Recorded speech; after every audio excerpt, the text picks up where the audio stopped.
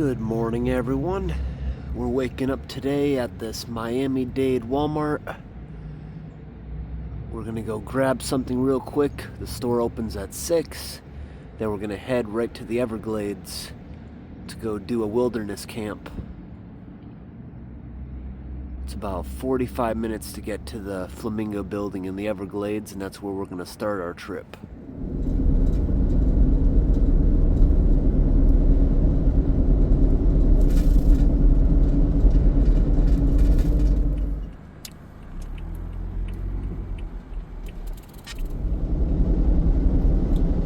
Really foggy out here where they're watering the sugarcane fields. Sun's not up yet, not officially until just after 7. We got another 35 minutes.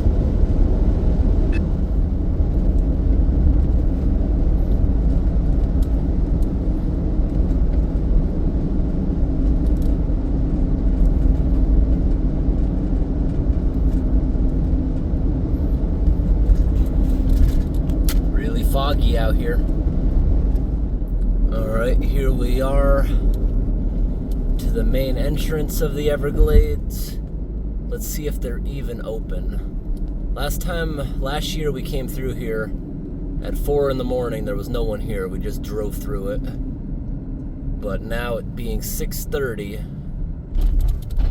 is there someone here? Yep. Hello. How you doing? How can I help you? Coming in to go camping. Okay. It's $35 good for 7 days. I got the national park pass. Okay. You're covered. Can you scan you in? Take care of yourself. I have a question. Okay. Do you need a pass if you have a site paid for and reserved? Yeah. Okay. This is the entry Okay. to get into there. Okay. Just wondering. But you're good. Thank you. You take care. Thank you. Alrighty, we got about a 40-minute drive all the way to the end of this road.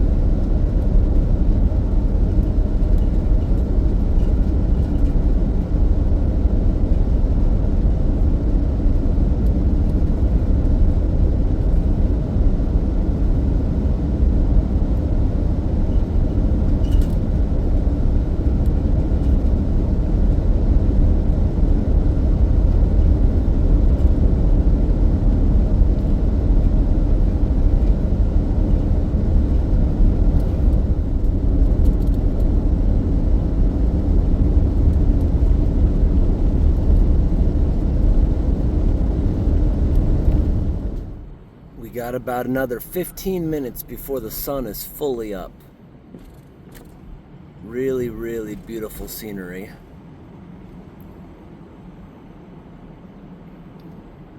We're in an area now known as the Dwarf Cypress Forest.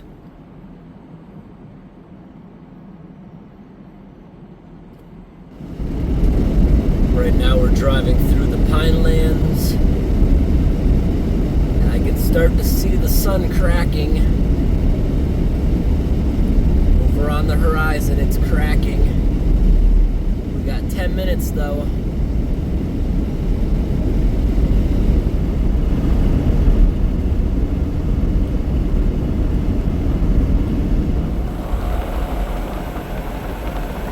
Well, the sun is up now. 6:54. Alright, almost there. The sun's almost fully up. It's amazing how an hour away you got Miami, where I was stuck in traffic for 4 hours a couple of days ago. And then here, not a single car on the road this time of year. amazing the difference being that close to the city. No one out here.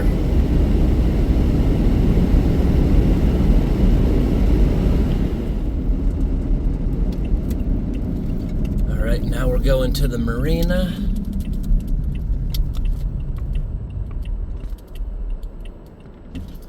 I love seeing the sun filtering through the tree with all the dew on the grass. Nice scenery out here.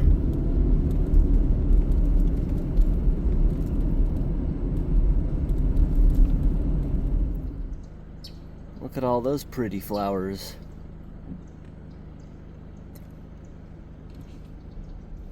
All right, we've made it down to the marina, and there's many boat ramps here, so we don't have to worry about being in anyone's way. There's a couple of other guys here I see getting their boats ready for a day of fishing.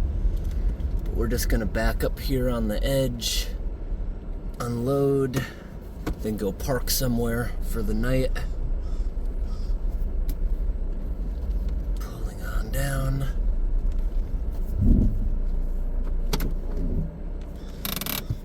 The sun should help with this problem, but I had to put a lot of bug spray on. The saltwater mosquitoes are horrible. I got bit a couple dozen times immediately while setting up. I just had to spray myself down. And then I had to get back in the car. Went to this building, went to the big visitor center. Not a single building's open. And I didn't want to be uncomfortable for this 5-mile drive. So I ended up having to just go in the woods. Not a single bathroom is open. They don't have any porta potties here. So just keep that in mind. But we're gonna set sail now.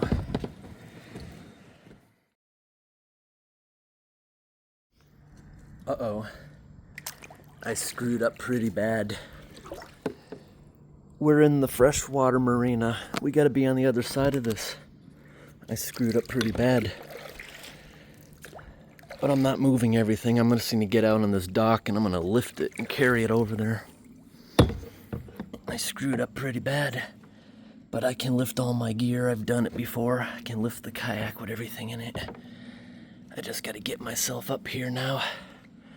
Huge bird's nest for the osprey, which I did see today. Okay, wasn't too heavy. Now we're on the saltwater side. I just carried it around and relaunched it on this little dock. Wasn't hard to get it up and out. Now we got wide open ocean to go out on. So when I return, I'm gonna go to this boat ramp instead and just drive over.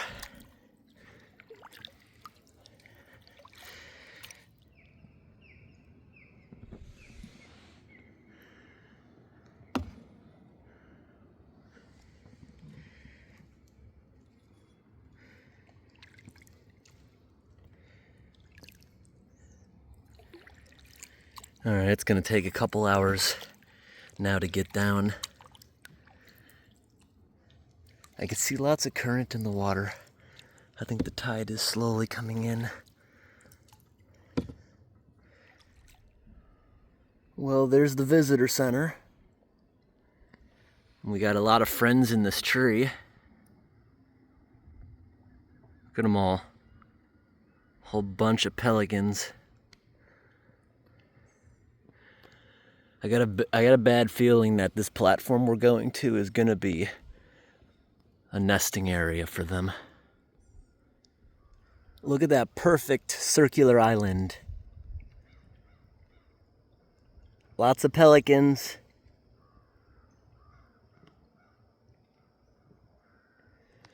Now these waters are very murky, very silty. So that means there can be lots of stingrays and crocodiles in these waters. Sharks too. So we're not going to swim in this water unless it's clear. It could be clear. On the map it looks very different, the water where we're going.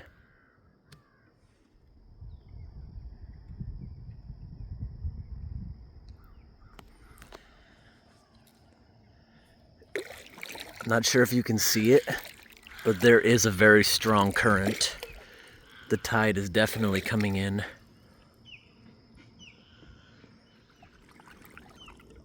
Going by a campground. Look at this guy standing on the dock up ahead. I don't even think that's a dock. What is that? Well, it's an old abandoned dock. It's overgrown where it used to come out of, the mangrove trees. I have to keep paddling. I can't stop or I'll start going in the other direction. This current is pretty strong from the tide coming in. So that tells me when I leave to come back, I should probably try to come back while the tide's coming in. It would help me a lot.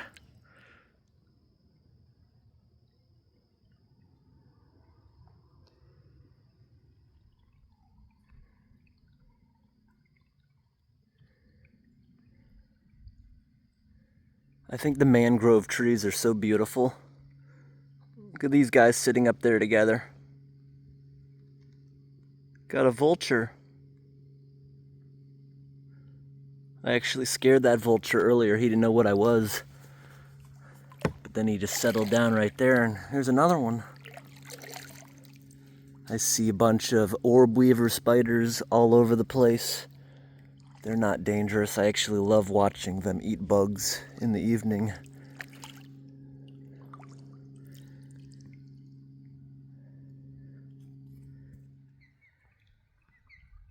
We got another osprey nest. And there's the osprey. So this is about an hour's worth of paddling, fighting the current. Doesn't seem like we got that far, but that building's actually quite far away now. We're almost getting into wide open ocean. Oh, there's the ospreys. There's two of them up there now. All right, we're finally out into open waters. Just slightly choppy. I'm pretty sure that where we're going, we gotta make it over to this land that's barely visible on the horizon. You cannot see it whatsoever, but there's supposedly a platform we're sleeping on out there in the open water at the end of that land. It's gonna take at least a couple hours to cross this body of open water. That's where we just came from. We've already been out here, let's see, a little over an hour. It's probably gonna take a couple more hours to cross this body of water. It's not very choppy, and we're in a bright colored kayak, so hopefully the fast boats stay away from us. That would create waves. The water's very warm. I hope it's clear out there, because I would love to swim in this, but not with it being murky, knowing what lurks out here. It's very unlikely to see a crocodile in Florida. There's only 2,000 of them, and most of them stay near the nuclear power plants because they're producing a lot of heat. But if they would be most likely by the edges basking during the day. I've seen one of them before, but it amazingly wasn't even in salt water. It was in fresh water. You can find crocodiles in fresh water. You can also find alligators in salt water, although that's rare. All right, we're now far away from any land. That's where we came from. It's so wide open, it doesn't seem like you make much progress out here. You got a friend right there. Now this water, I can touch it with my paddle. Look, it's only about a foot deep. This is a big sandbar. You could get out and walk around here in the middle. Pretty cool. Now the sun's not in my eyes. It's moved off to the side just enough because we're going over there. Those birds are landing. Caught something. It's a pelican. He just swooped in for something good. See behind the pelican, that's about where we need to go. The land doesn't even look complete. It's so far away on the horizon. I figure a couple more hours. You know, tomorrow, if we don't time this exactly perfect, we can't come back through here. This is so shallow right now that if we were here during low tide, there would literally be no water. So we're gonna have to figure that out tomorrow. There's some areas I might have to just walk and drag the kayak over the sand. Just like our last camp, that's how it ended up when we were on an island in the ocean. I'm also noticing we're not drifting. We're kind of holding on to these plants. When you're in open water, it doesn't seem like you're making much progress. So this piece of land, I believe, is this right here on the map. And then further in the background, I believe that land is this. So I'm kind of angling us towards out here. But it's gonna be hours. We've already been paddling nearly 2 hours, and this is how far we got. Look at that. That's where we came from. All right, we've now been paddling consistently at high speeds for about 2 hours. The water's now crystal clear, very shallow. Good amount of stingrays will come over and be curious, probably because the kayak is bright colored. Lots of fish, other things like snails. So this is where we came from. We came from that opening over there.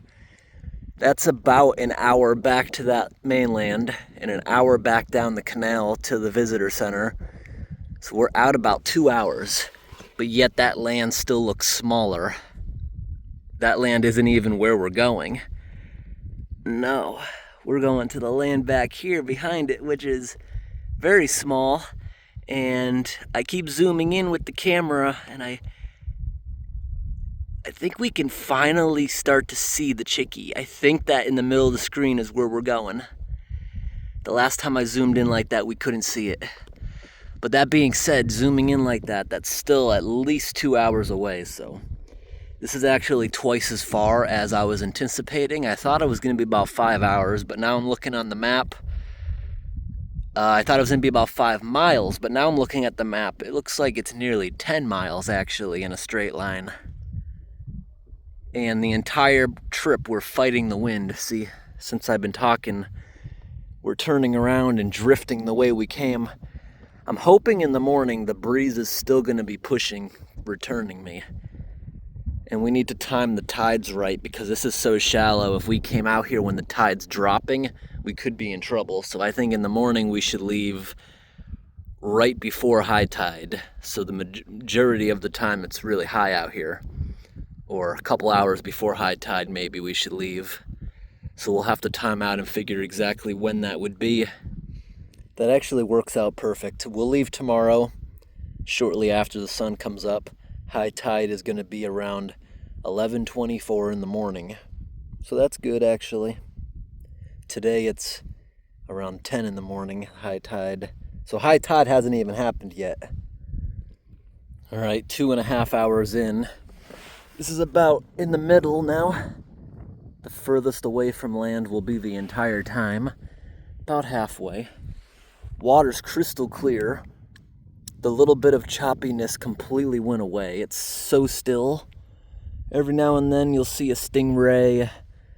I haven't had the chance to pull the camera out yet before they leave. I did see a horseshoe crab. Very, very shallow. You can literally walk out of here. Although if you had to do that, you want to drag your feet. That makes sure the vibrations of you dragging your feet will make sure the stingrays are out of there because they like to bury themselves in the sand. Although they are a friendly creature, they will sting you if you step on them, of course, protecting themselves. So that's really the only risk about walking around out here. The water's extremely warm, but not really any reason for me to be wearing the life jacket. It's just going to make me overheat. If I tipped over, this water's not even up to my waist. And the parts of it where we started off, where we couldn't see, I think it was just silty. Every time I did a test, I could feel it with the oar. It has yet to be over my head the entire trip out here. I'm surprised. Very, very calm and relaxing out here. All right, it's getting choppy again. But we can get a more clear image of where we're going. Still probably an hour out. And we've now been out for just about 3 hours. You can see this is where we came from now. That opening over there. To the naked eye, you can barely even see that land. It's a little bit silty here, but still pretty shallow. And sometimes you sneak up on a stingray that's buried, then suddenly from underneath you there's a big gush of water and a huge cloud of silt as it quickly gets out of there.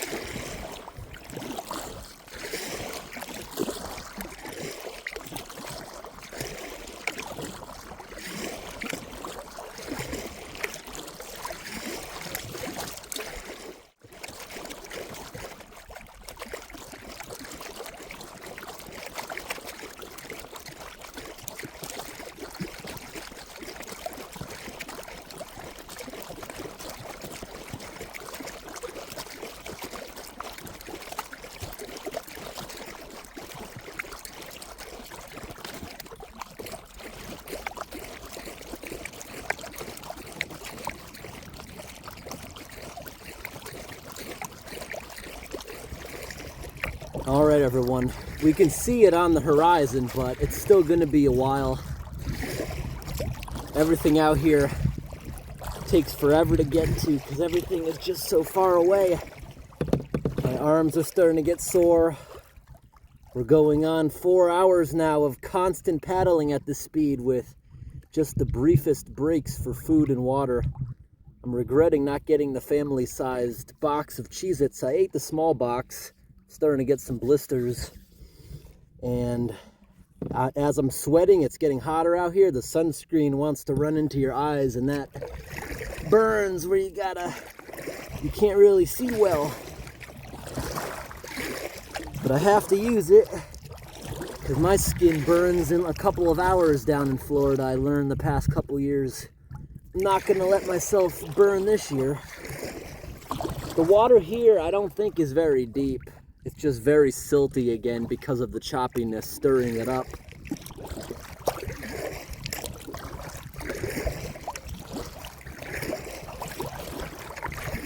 At least I wore a light colored shirt. It doesn't absorb much heat.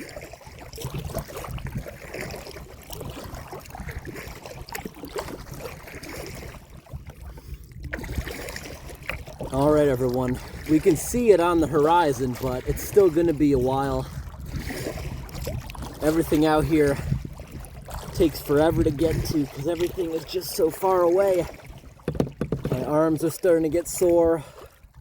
We're going on 4 hours now of constant paddling at this speed with just the briefest breaks for food and water. I'm regretting not getting the family-sized box of Cheez-Its. I ate the small box. Starting to get some blisters, and as I'm sweating, it's getting hotter out here. The sunscreen wants to run into your eyes, and that burns where you can't really see well, but I have to use it because my skin burns in a couple of hours down in Florida. I learned the past couple years. I'm not gonna let myself burn this year. The water here I don't think is very deep. It's just very silty again because of the choppiness stirring it up.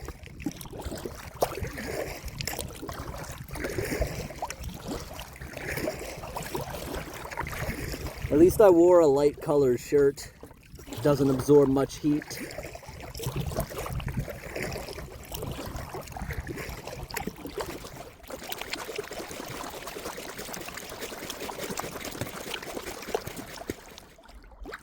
Yep, I knew it. There's birds all over the roof.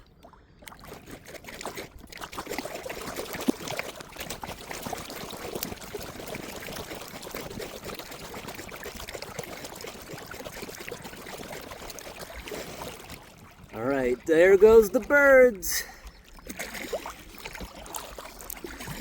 I can smell this place before I even get up to it. These birds eat seafood, and their crap absolutely stinks.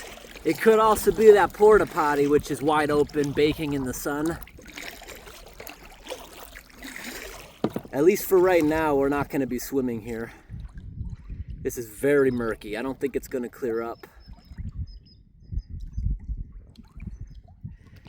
And And that doesn't just say Shark Point for no reason.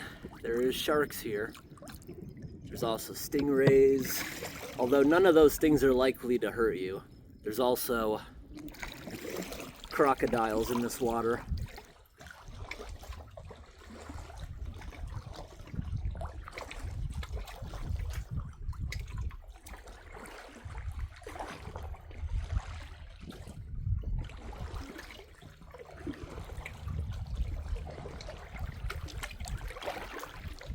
All right, everyone, we're finally here. Let me get the kayak out of the water. And in case it ever got windy in the middle of the night, I want to make sure it's secured and tied down. Let's go see how bad the damage is from the birds. There's barnacles all over this too. You can tell this platform sometimes goes underwater.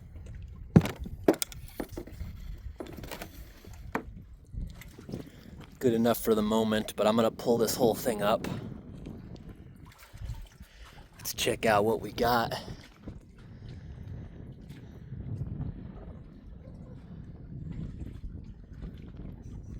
Can't see a thing in this very murky water. Somebody's sock is right there on that pole.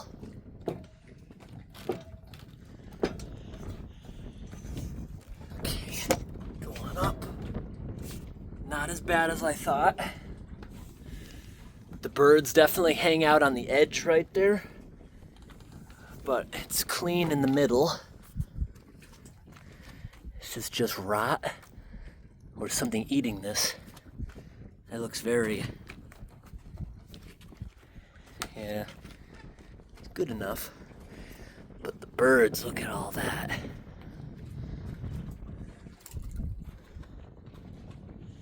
We're really, really high up.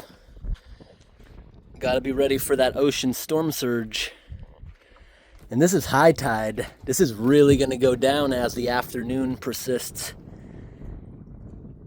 Can't wait to see that.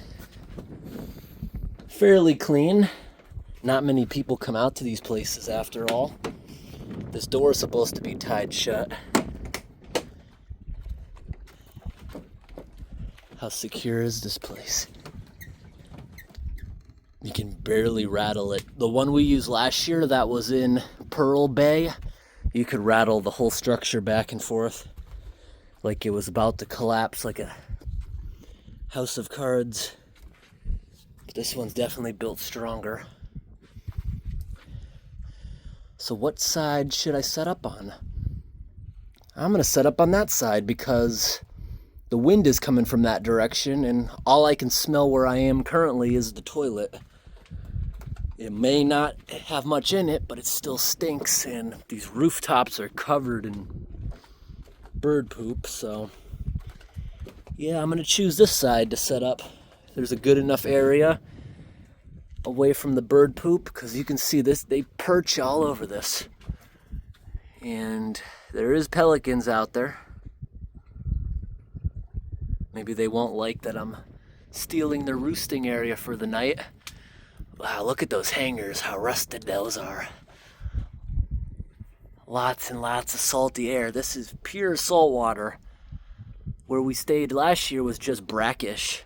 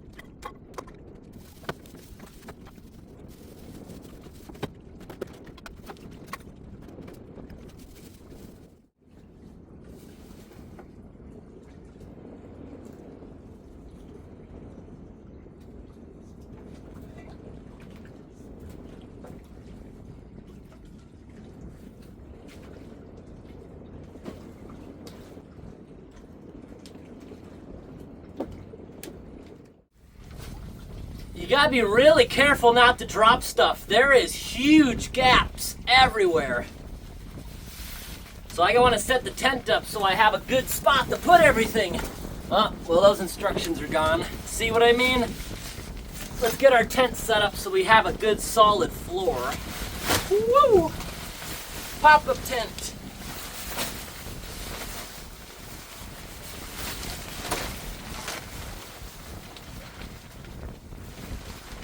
It's acting like a sail. I can't even put it on the floor. Look at this. I can't hold it down. I better put it this way so there's less drag on it. I gotta get something heavy inside of it. I could start by opening all the windows. This wind is bad.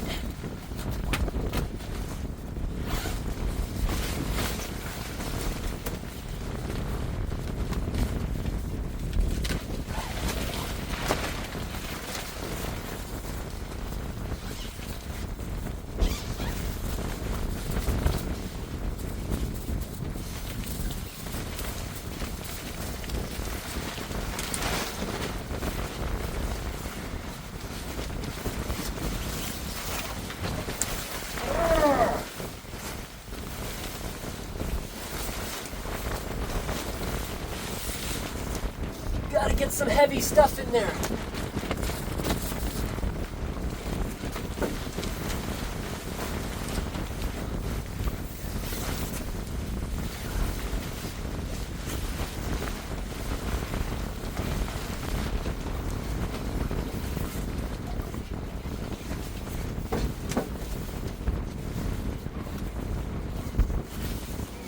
That's a good start. I gotta get more heavy stuff. I should put all my water bottles in there. Put my backpack in there. Everything heavy. Gotta go in here. Put the stove in there.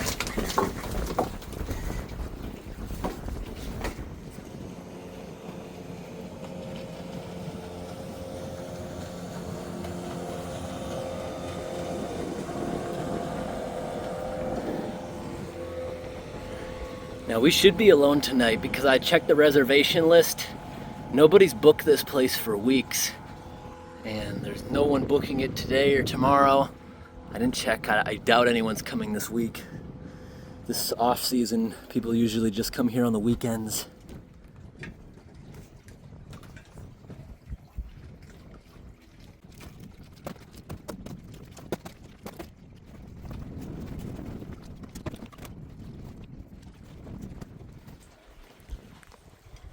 We just had a visitor.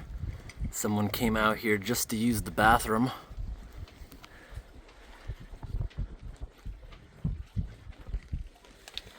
Anyways, we're gonna have lunch now. It's now 11 o'clock. So it took us from 7, 8, 9, 10. Wait, 8, 9, 10. Yeah, it took about 4 hours to get out here. Fully paddling as fast as I could. Minimal breaks, and it's hot out now. It's very hot. The wind was fighting us and the current from the tide coming in was fighting us. Right now it's just about high tide. This should go down over the course of the afternoon. Then it won't be high again until the middle of the night. But these don't look bad at all for being out of refrigeration 5 hours. I had them packed away nicely. Out of the sun, out of the heat. So that's gonna be lunch. Try to eat 4 of them. And then I'll use the leftover buns. I'll make hash sandwiches maybe tomorrow. I still haven't figured out if I want to stay out here more than a day. I'm prepared to stay more than 1 day. We'll just ration our water if I wanted to stay out 2 days. I don't think I'm gonna because it's very windy. It's not calm. Maybe that'll change at night. I'm not sure. But I wanted to try one of these ocean chickies is what they call this. And because it's a wide open area, it's not calm at all. When we were doing this in the mangrove forest last year, it was so calm all day. Really, really calm. See, there's another campsite only a mile away on the mainland right here. And it's called Alligator Creek campsite. From the map, it looks like there's a little sandy beach you get out at. I don't know if I want to go there or not. I was thinking about going there tomorrow, but there's always next year. In these areas, you are allowed to bring a trolling motor, so you don't have to paddle. Should have done that today, because this was quite a bit of paddling. This is the most I've ever paddled in one day, and I got to get back tomorrow, so where did we come from? Can barely see it, but I think that's the opening right there. What I'm zoomed in on right now, that opening, that's 3 hours of paddling to get in there. You can see a lot out here. You can see very far. 3 hours, it's probably about 6 or 7 miles just to get to that spot. You can see so far out on the horizon, you can see the shadows of the clouds. That's what all that is. It'd be nice if we had a few birds visit us. But I gotta unpack literally everything now, and I wanna see exactly what we have. But I'm gonna get some food cooking first. Figure out what I got in my pockets. Alright, so this is everything I brought. We have 1, 2, 3, 4, 5, 6, 7, 8, 9, 10, 12 waters. Energy drink in case I don't sleep, which I should sleep. I've been sleeping good on most camps. Protein shakes. That's what we got for drinkable stuff. Corned hash, maple spam, baby corn, buns, oranges, more corn, pistachios, and this stuff has to be eaten immediately because we have no way to cool it. I ate the Cheez-Its on the way in, so that's what I brought for food. This is my first aid kit. If you saw my last camp, I could barely even breathe. I don't know if it was allergies, but now we got nasal spray in there. I got a bunch of those little packets of antiseptic. We have bandages. We have, in case I get a headache, some painkillers. Nice little convenient box. Way back there, I got more propane, our massive flashlight, some headlamps, air mattress, and we have a tarp in there just in case we do go to the ground camp, or in case this deck was too nasty, I'd have to cover it up. I'm unaccounting, there should be a 13th water bottle, the one I opened and only drank half of when we were out on the water. It's gotta still be in the kayak. Let me go down and take a look. Maybe I'll move this burner. Is it less windy right here? Yep. So I got my life jacket, the oars, a little bit of trash stuffed under there. I can't find my half-drink bottle. It's gotta be up top. I must have stuffed it in one of my bags. I just gotta check better. I don't think we lost anything in the water yet. Gotta be careful with water out here. Make sure you have definitely more than enough. Can't drink any of this, although it is not the hardest thing to make an evaporator. Then you recondense the steam. All it really needs a teapot with a pipe on the end of it facing downwards, and the steam will condense and drip into a cup, leaving the salt water behind. It's not too hard to make. What do we got out here now? Is that a friend? Yep.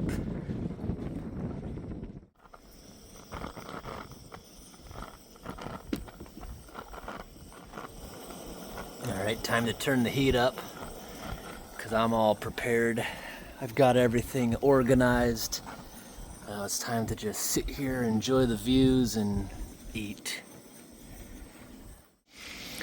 So I'm making an observation out here. I just got to make sure not to make them angry. This is hollow because of fire ants, believe it or not. It's not even carpenter ants. That's a fire ant hill right here. See that little pile of sand? Fire ant hill. They must be excavating it during big storms. All this must get filled with sand when this thing gets flooded under huge waves, I'm assuming. But it says online, fire ants don't typically destroy wood. However, they will make tunnels for shelter and to get moisture out of here, because I guess that's the only way they would not have salt water. When it rains, I guess this must fill up and they're seeking it. Something along those lines. But these burgers are so good. This is my second one. And these buns are also great. They're like buttery buns. Hopefully these buns stay okay for one more day. It is pretty hot out here and they're fogging up. So we gotta eat them before they start molding.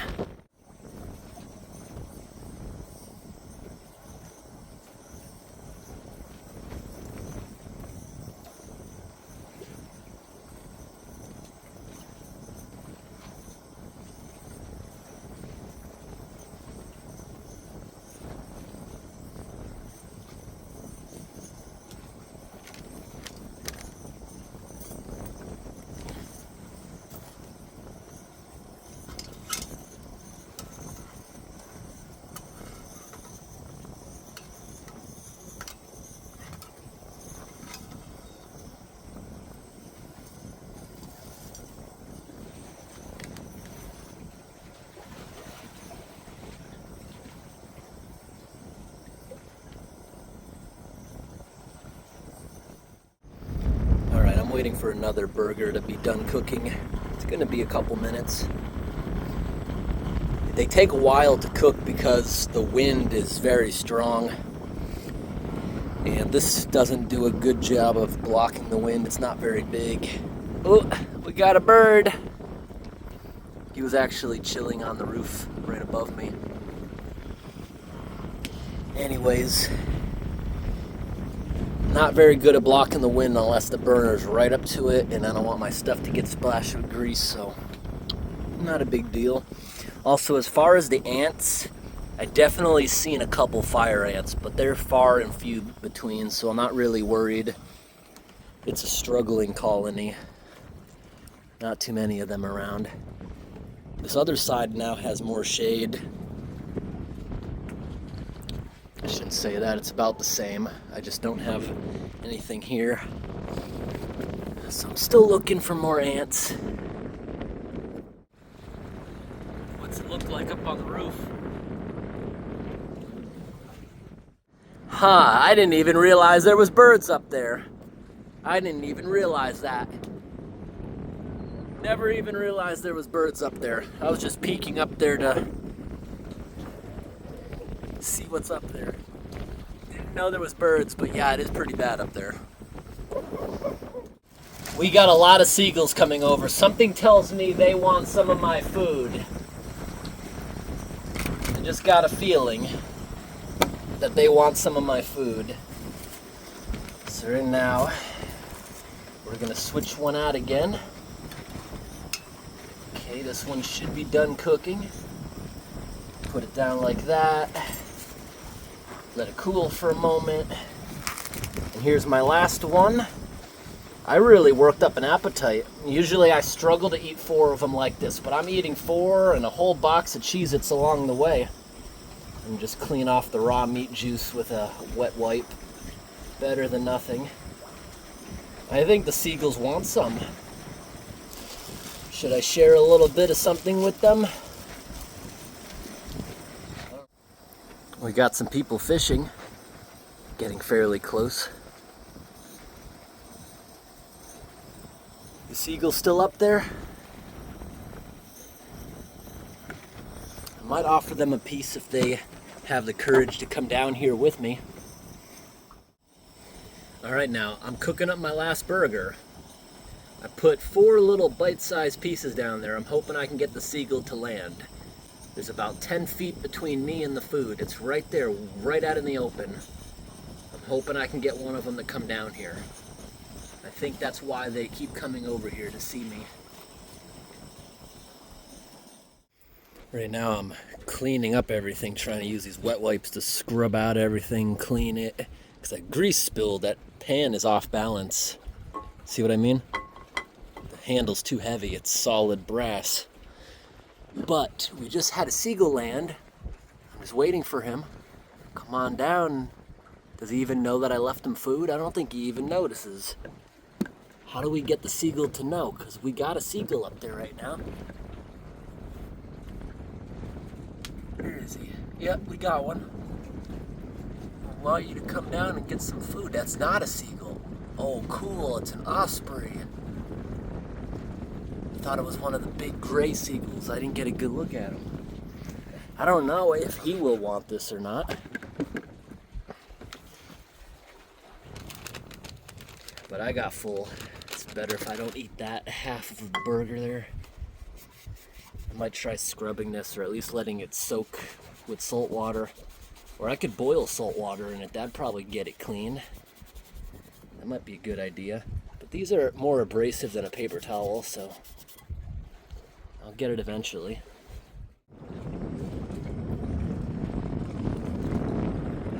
Hello, osprey.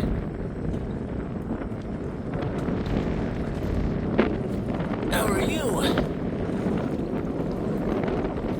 You look pretty friendly. Oh, he's already got a meal. He's up here just to eat his fish. Oh my gosh, the fish is still alive. That's so cool.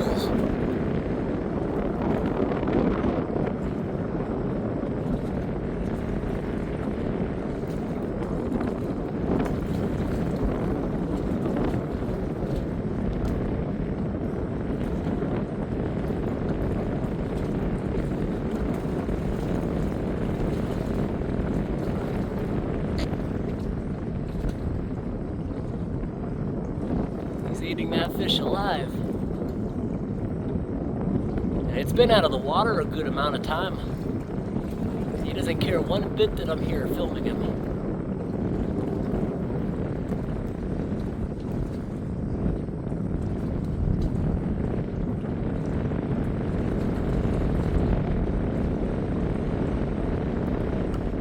Pretty cool.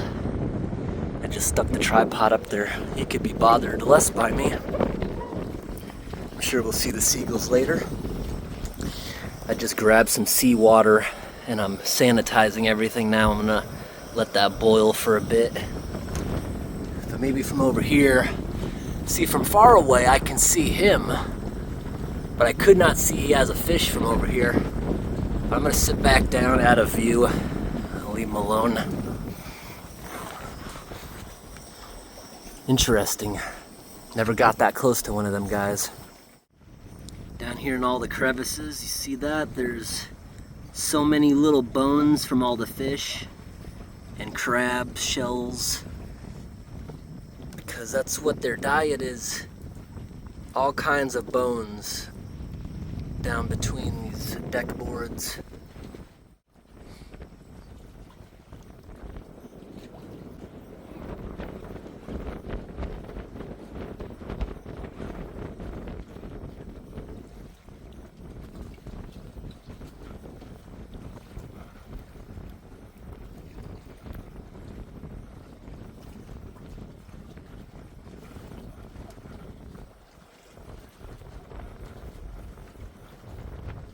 Here's a view from the other side.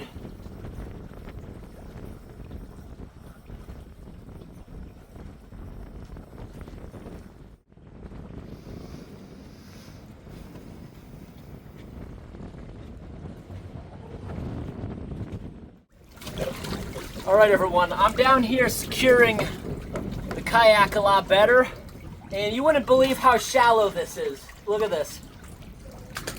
That's it. And I can feel it down there. It's sand, really nice sand. That's like waist deep, not even.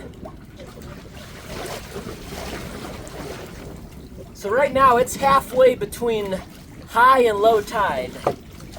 I barely notice a difference. I don't think I'm gonna notice a difference, but low tide is in about 2.5 more hours. We will see. It would be nice if the wind would stop and this would clear up, because this would be actually really nice to walk around in if the murkiness would go away.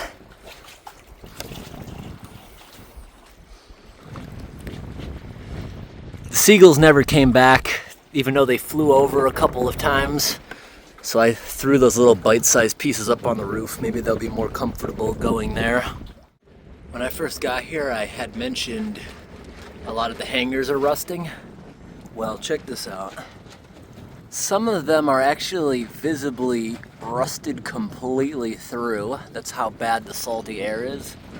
Not many of them are rusted completely through, but I bet a lot of these would literally just break in half if you struck them. So they're not really doing anything. And another observation. Here's a seagull, maybe he sees what we put on the roof. Here's another observation I just made. Check this out. See this ladder, how loose it is? I can pull that bolt completely out. I can pull that bolt completely out. I can pull that bolt completely out. I can not pull that one out. Looks like they need to get some lock nuts. You see the reflectors they have here? That's actually meant to go in the road. That's kind of cool to see. I've never seen red ones. That's why it's shaped like that. It's meant to be run over. Usually it would be yellow or white. Maybe it's for like a fire lane, special ordered. It's pretty cool. You know what, we're gonna give it a try tomorrow morning. I just went on the government's website and I did reserve the ground campground. That's a mile in there. We'll see how that goes. There's a little beach kind of tucked into the woods. It's at the exit of the river where it meets the ocean. So that'll be interesting. About a mile in, so we don't have to rush out of here tomorrow. We should be able to get down there in probably about an hour or so. Then maybe it'll be 4 or 5 hours to get out of here in 2 days. I think we got enough water to do it.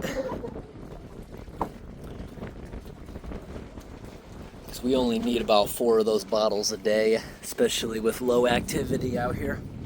Not really doing too much.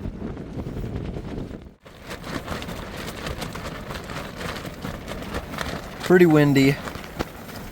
Getting a little choppier outside. It's 3:30 in the afternoon. It's got windier. So if we go there tomorrow, hopefully it's still windy to help us get back. That'd be nice. I noticed my hands are getting really dry. Everything here is covered in a thick, thick layer of salt. And I was also hanging out down here.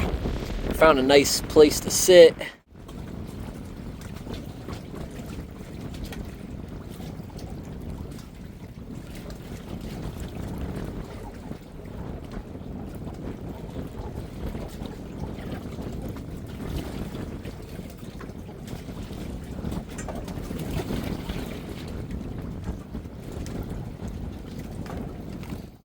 While I was under here, I noticed something.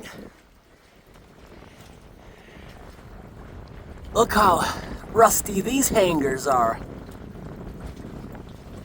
They're not even there anymore. And then I looked at some of the bolts. So much salt exposure down here. It's fascinating to see what the salt can do to places. And now at this time of the day, the lower level is shady enough that I can sit down here. It's nice being down here. But you definitely feel the moisture of the sea. Just being down here, I can feel it on every part of my body, the salt. And look at the kayak, for example. The wind is coming from that direction.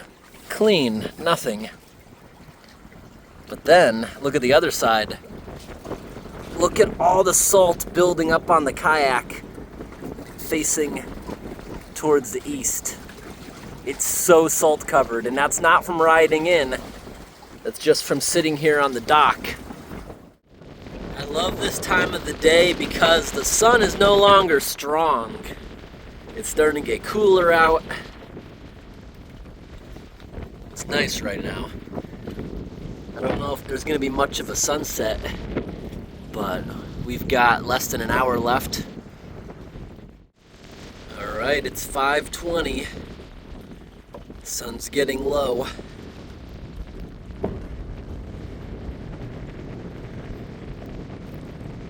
That looks pretty. Gotta get a still picture of that. Let's see what else happens.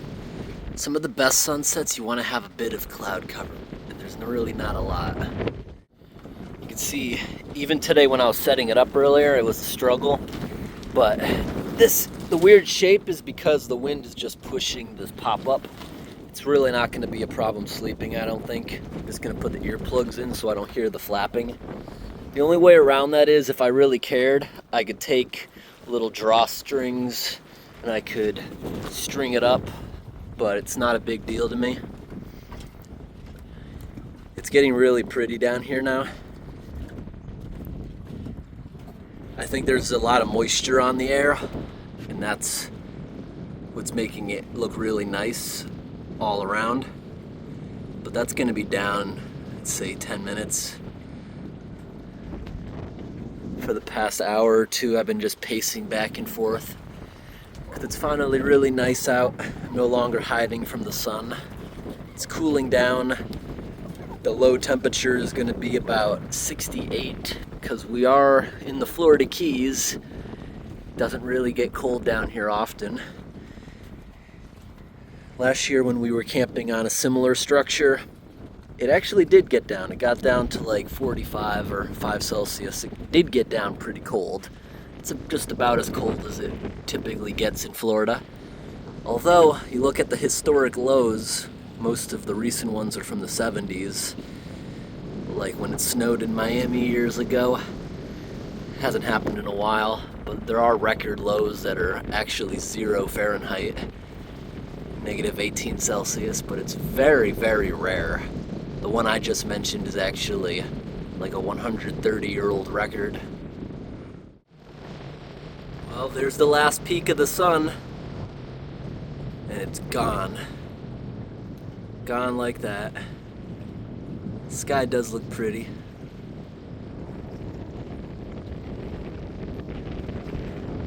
Now it'll stay like twilight like this for like an hour.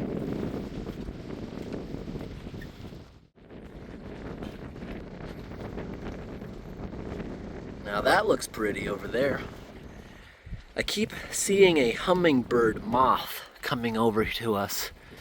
He can't find anywhere out of the wind, leaves, comes back 5 minutes later. Maybe it finally found its way to one of these islands. It seemed very confused. But since we've been out here, other than that guy, all I've seen is a couple of random ants and lots of different birds, pelicans, osprey, a couple different types of seagulls. I think that's about it. On the way in, I saw horseshoe crab and stingray. I'm hoping to see a crocodile tomorrow, but hopefully it doesn't mess with the tent. It says online that they're more likely than an alligator to mess with a tent, but just like an alligator, they're highly unlikely to mess with a human unless provoked first. So that's good. They're much, much bigger than an alligator. You see over here, that flashing? That's where we started today. That's about 10 miles away, that thing you see flashing. You don't believe it's 10 miles? Look at the map I'm showing. That's where we started. The visibility is amazing. Coming out here, not so much because we were looking into the sun, but now looking back to where we came from, it's awesome. Maybe first thing in the morning, it might be foggy like it was today coming in. All the roads were foggy, but I can see exactly with great precision where we have to go back to down there at the end. Or it might be that right there. But we would know by the time we got there. And if it was foggy tomorrow, coming out of the alligator area, we would just follow that piece of land, and when we get to the peninsula there, go right across, because it would take forever to follow the coast. I did never expected this to take 4 hours. It's because we were fighting the wind, and this is also probably twice as far as we've ever kayaked before. Like, we've done ones that take a long time, like Hell's Bay, because you're going through a maze. So maybe distance-wise it's similar, but in a straight line that's a lot. Look at all the birds. Multiple rows of birds. We're zoomed in 20 times. So many seagulls out there. I think that's what they are. I can't tell from this distance. Could really be anything. Could be the pelicans. Very far out there. It is now 6:10. Looks really nice. Now we can see the moon up there. Much bigger than it was last night. It was just a slight crescent last night.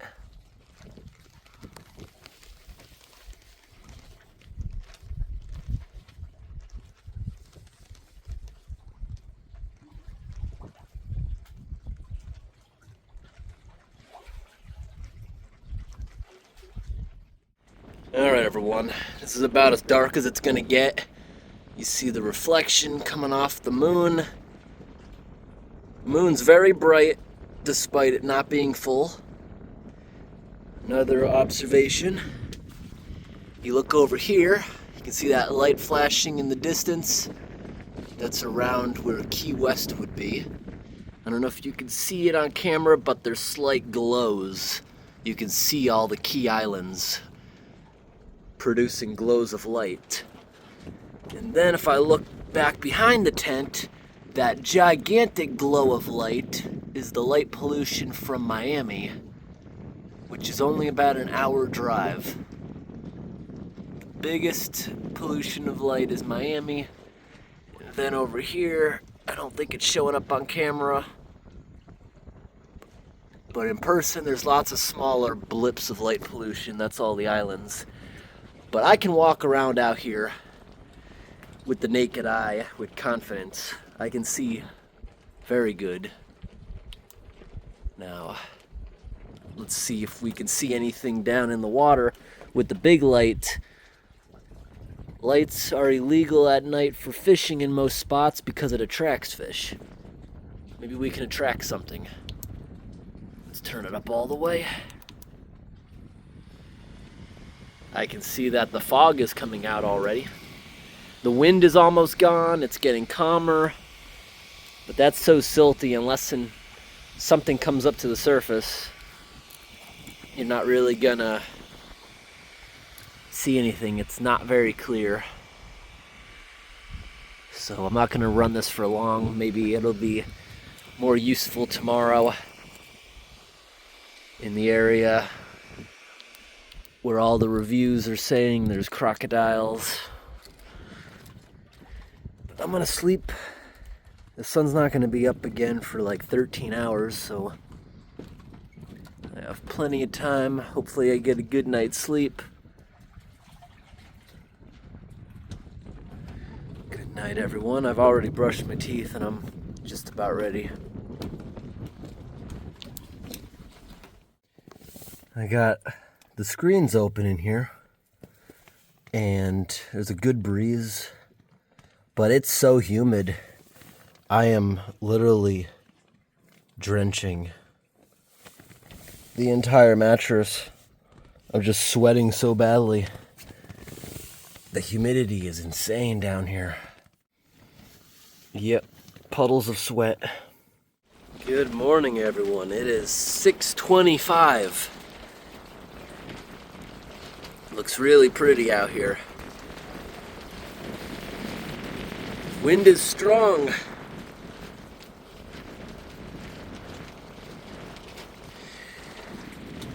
The wind has been on and off all night. I think as soon as we get over to that land right there, which is not as close as it may look,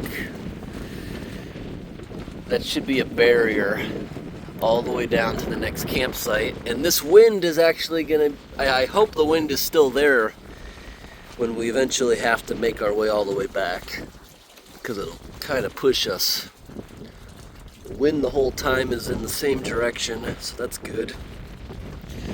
You might notice This entire structure is damp. You don't really feel it in the air, but everything gets covered in a salty residue.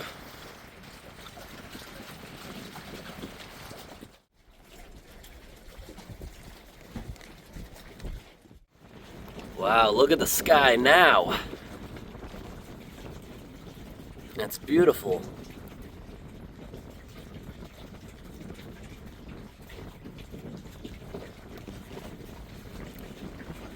Sunrise is better than the sunset.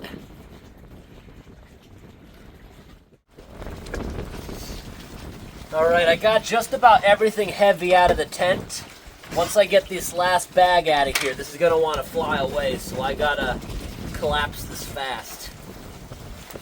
It's very windy. The tent's not even keeping its shape anymore.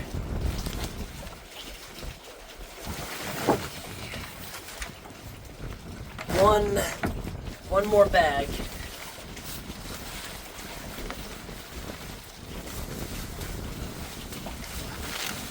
That's the giant flashlight.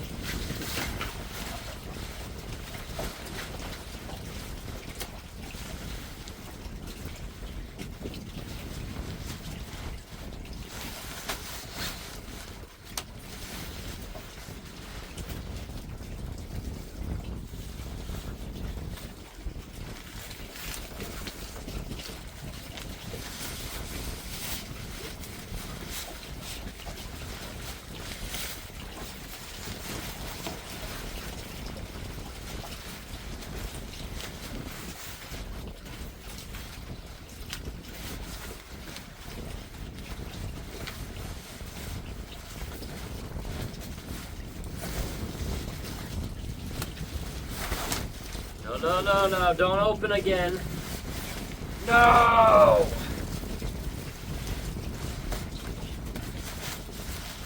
No!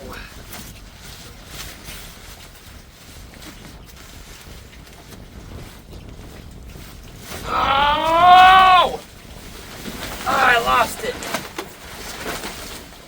Can't lose the bag. This thing is a pain in the butt to put down.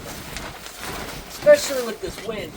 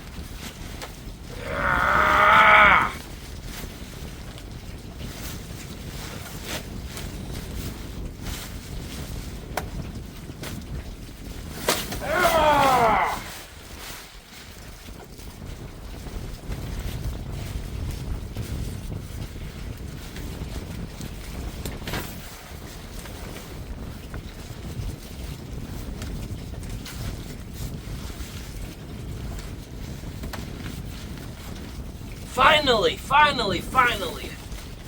And I just gotta get the bag around it, which is challenging in this wind.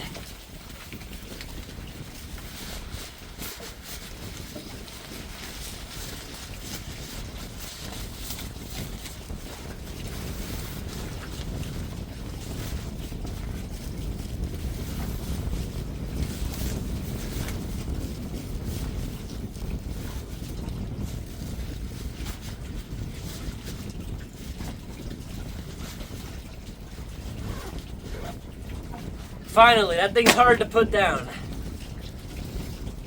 Last time we didn't have any wind, it went down actually quite. I still do wonder though how many camps that thing will actually last. All the reviews say that the poles end up breaking. I don't know if it's people putting it down incorrectly, but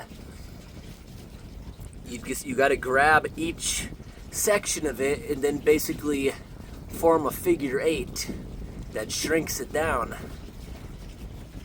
It's not easy in the wind.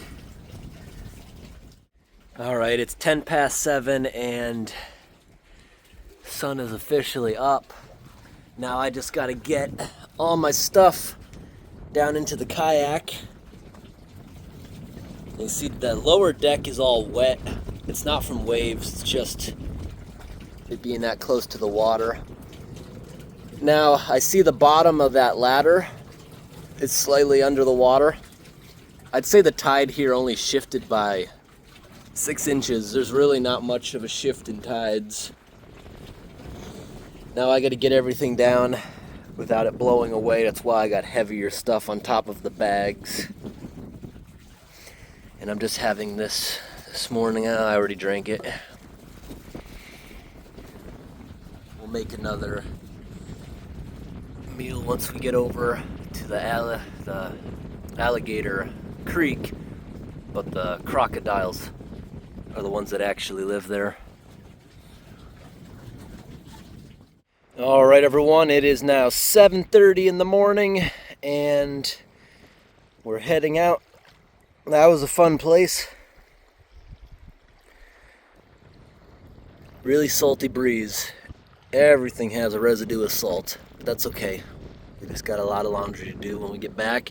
Now we're heading over down there, and I think that might block the sun for a little bit anyways. It's definitely going to block the wind, I think, once we get up to that little point out there.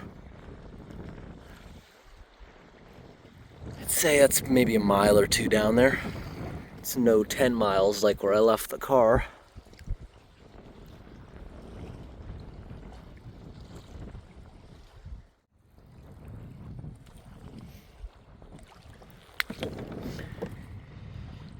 Yeah, it's a bit more choppy than yesterday. It's not as bad as it was a couple hours ago. Got some pelicans out here.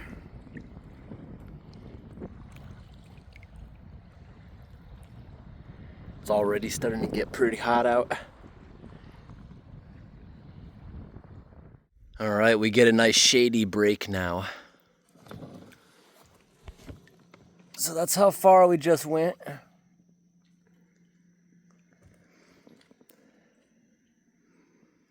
Lots of water skimmers.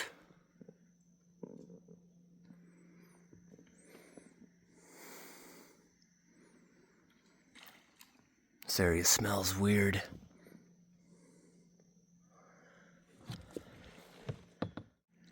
Now this is nice. It's really, really calm. No sun. We're in the shade. No wind. There's a few mosquitoes, but not bad enough yet to have to use repellent. And I'm hoping I maybe spot a crocodile on the edge. So we're gonna stay close to the edge. We should be there in a couple of hours, just keeping a slow pace like this. We got a friend right there. Now areas like this are promising. Back in this corner, see how it's all muddy? Kind of disturbed. Something's been getting out of the water right there. It's probably a crocodile. Right behind this barrier of mangrove trees is a hole, another opening in there. A lot of swamp. Alright, we're about halfway down there. What is this? It's got a bunch of pelicans on it. It's so hard to tell a crocodile's eyeballs from the bubbles all over the water. They camouflage perfectly. I saw one and I have no idea how big it was because all I saw was its eyeballs. It ducked right before I went over it. That's how well camouflaged it was. I didn't even know I was coming up on it. We're like 3/4 of the way to the campground. And I'm just sitting here waiting for it to resurface. I had to put insect repellent on because now that I'm sitting, the mosquitoes started attacking.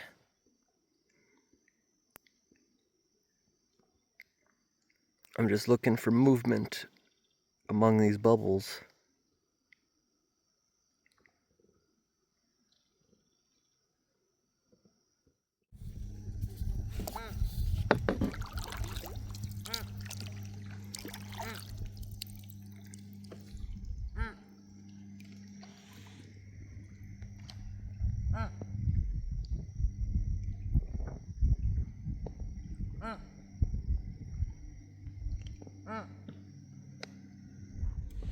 Always love to see the ibis. Lots of fish around here jumping.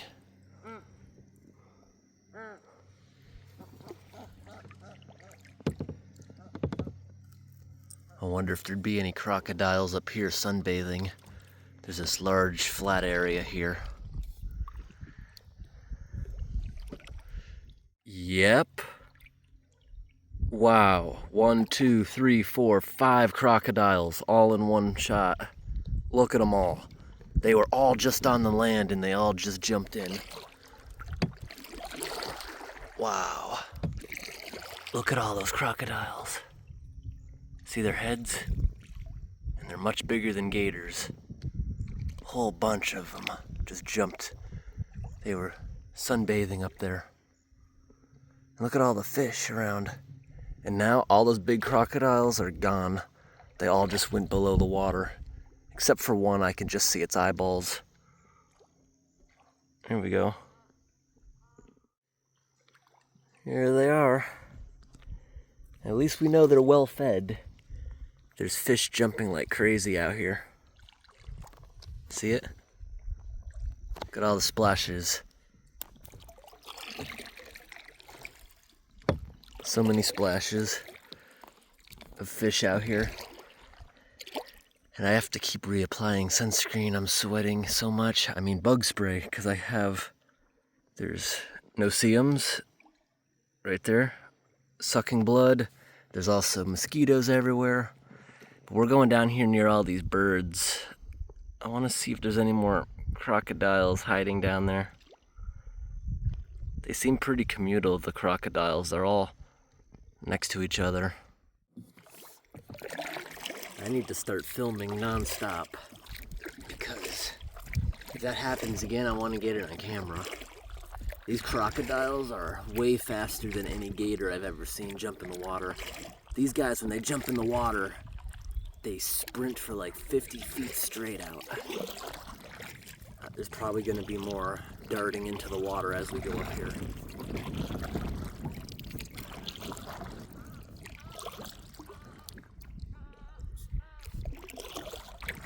I just saw another couple of them jump in. It's amazing how many we're seeing today for such a rare animal. There's only 2,000 in the state.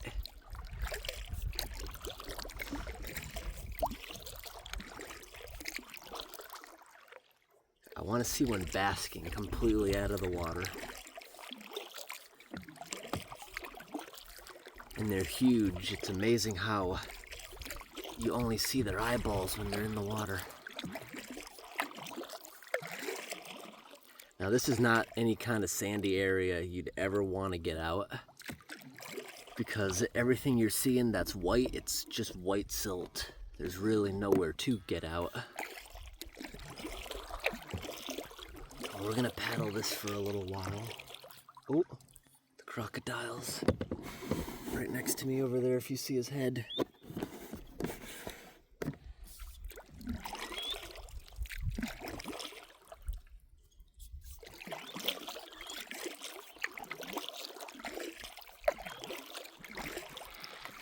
I bet we're gonna see more of them dart into the water.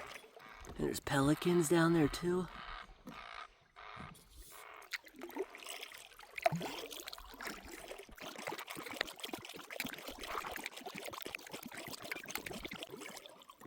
There's all the pelicans getting into the water.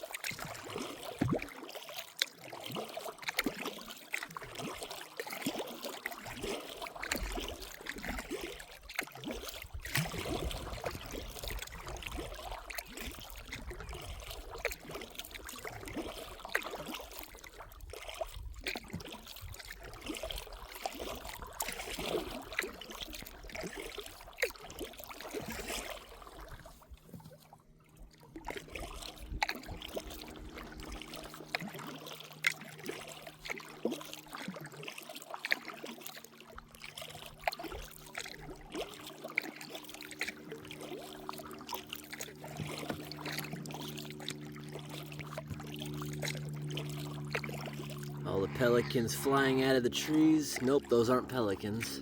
Not this time around.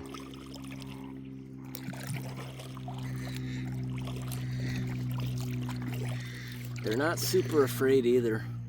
We're fairly close to these pelicans.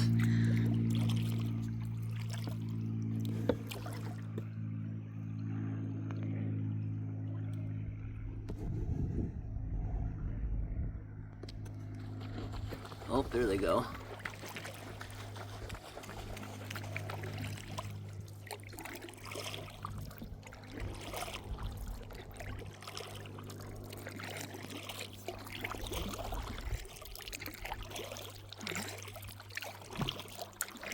It's the perfect area for the crocodiles. They got that silty sandbar, very shallow, probably very warm water on the backside. Alright, we're not going to go any further. I'm hoping those other crocodiles got out of there. There's a crocodile right in front of me. It's a little baby. Look at that. Little baby crocodile. Compared to the others, it's a baby anyways.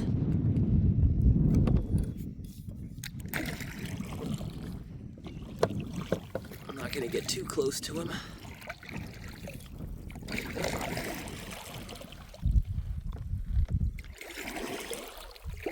The sun glare is bad. Guess I'll keep going this way a little bit longer to try to spot some. And then I'll return far away from the edge, hoping to not scare any. That little baby one disappeared under the water.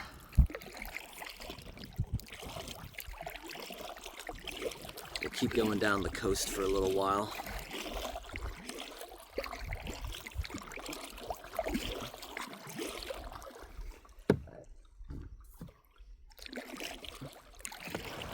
Hoping they all jump out again. There's probably more of them.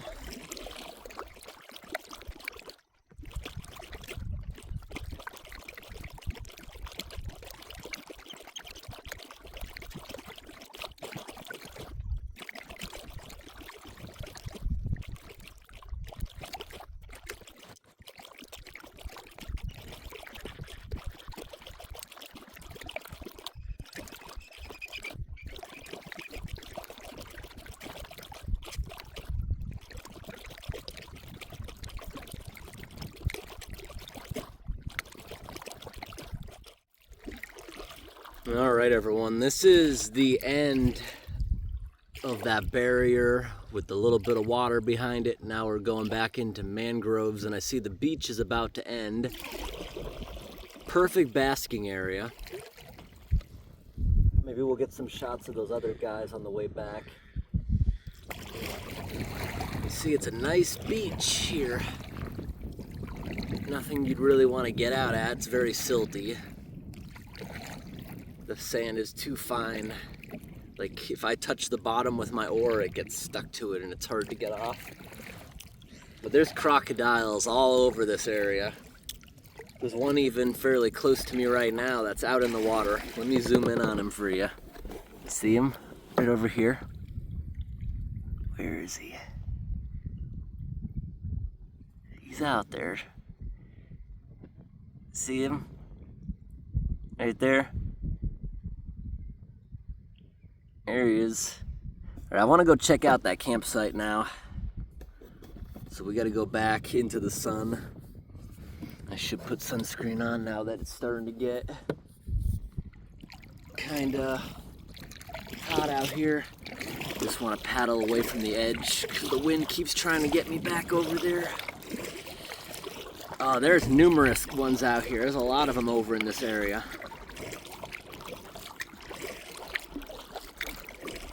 I see a lot of crocodiles. Now I don't see them because I'm going towards out there. They're all down. They all just went down and under. And you can't see a thing in this water. It's so murky.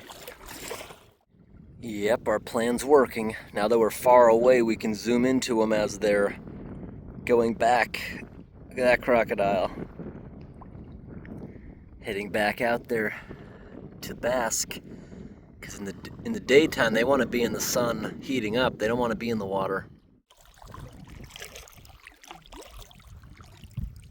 This guy's not very big.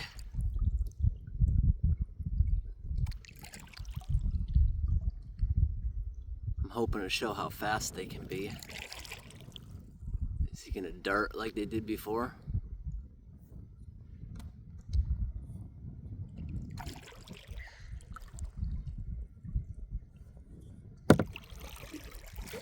A little bit too close. No, he's not darting, he's just calmly backing up.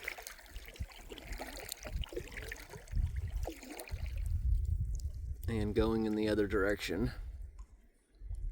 So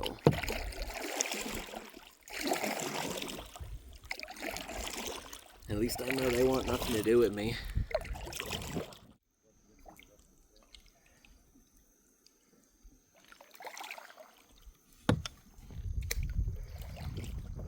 Look at that, they got a brand new sign.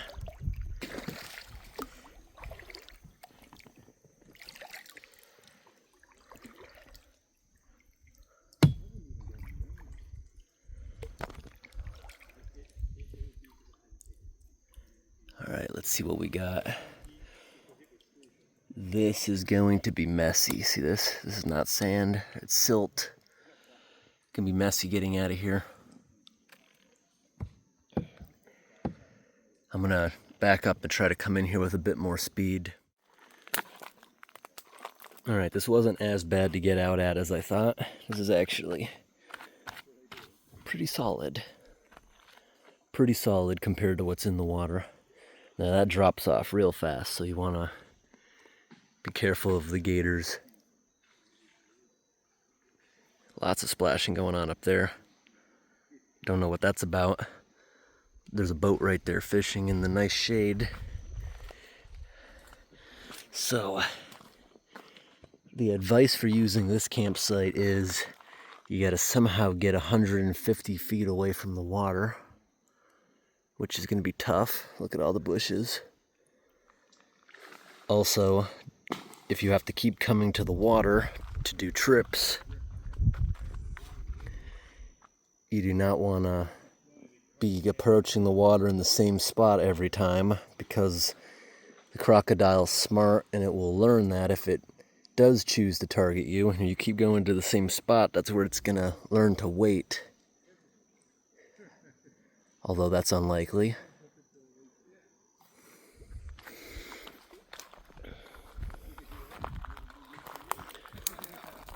Just hope there's no snakes in here.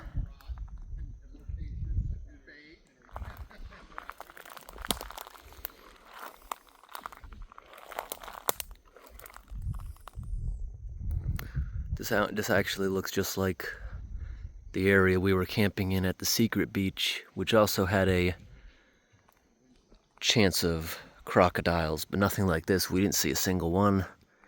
In the last half an hour, I saw at least, let's say 16 of them at least. Big groups of them. So the Alligator Creek campsite has a couple little trails here.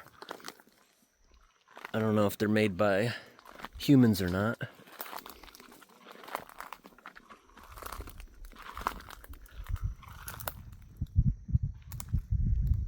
But I keep hearing big splashes.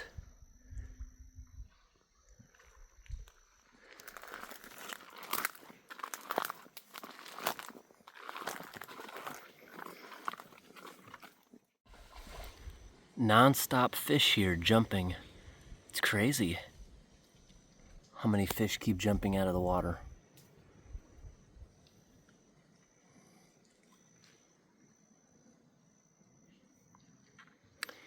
Well, we planned on coming out here to a chicky. We did not actually plan on going to this site. So I think we're gonna be smart and not stay here overnight, but we're gonna hang out for a couple of hours, have a rest.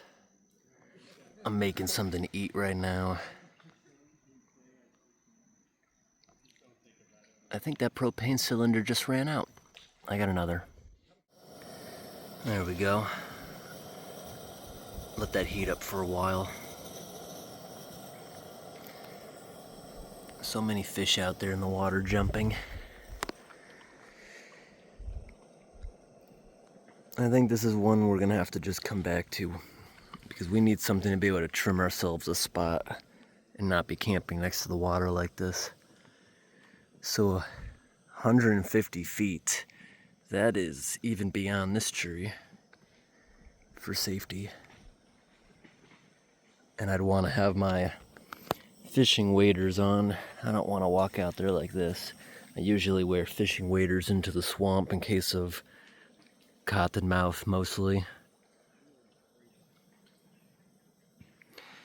But I dressed like this because I only intended on sleeping where we did last night, but for now anyways, I'm gonna make something. I'm gonna make some Spam sandwiches with the leftover buns, head out of here in a couple of hours, back to the marina. Turn this down a bit. Alright, I just cut it into 4 slices so I can make some sandwiches there. Look at all the fire ants. But over here, check out over on this side. This side, there's a lot more. Yeah, lots of fire ant trails. You don't want to accidentally be in these areas.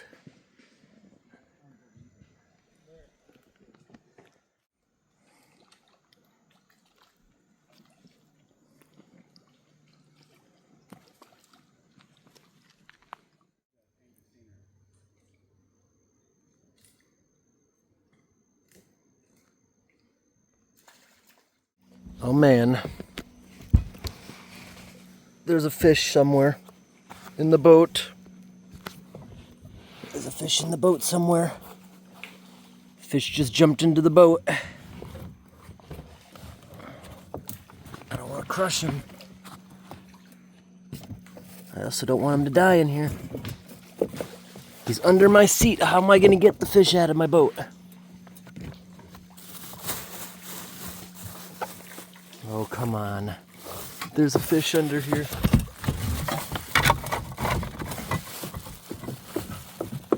Oh, I got him. Oh, what kind of fish is that? Jumped into my boat. I don't like touching this alligator in crocodile water like that. So I don't think I'm gonna use that campsite, but I'm exploring a bit because this is beautiful. And as I'm paddling, there are so many fish hopping out of the water. So I don't think these crocodiles are exactly hungry. I'm just concerned about I can't really get far out there. And here's a monitoring station. I just can't get out there anywhere safely, at least I feel, without the proper footwear. But I'll maybe come out here again next year, and I gotta bring the waders out so I can walk through that grass. I'm just concerned about finding venomous snakes in that grass. Oh wow, look at them all.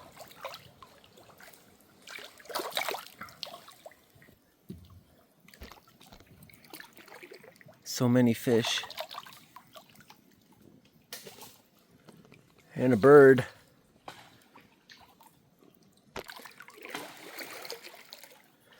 More fish.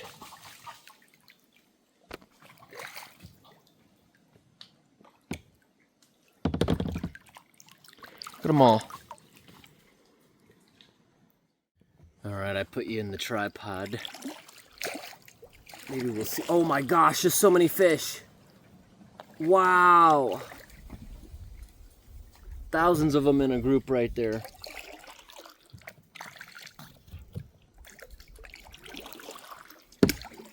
Now this water's moving, and the further we get in here, the water's gonna get fresher and fresher. Less salt water as you go up in here. And there's all sorts of nice spots you could actually get out. And there's land. See, if you ever came out here and somebody had occupied the official campsite, there's all kinds of other things.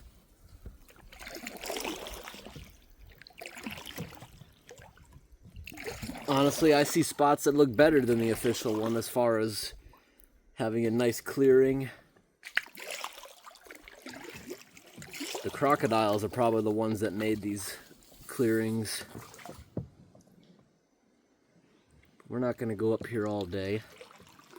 I just wanted to see some of these schools of fish. We've got like a 5-hour paddle back.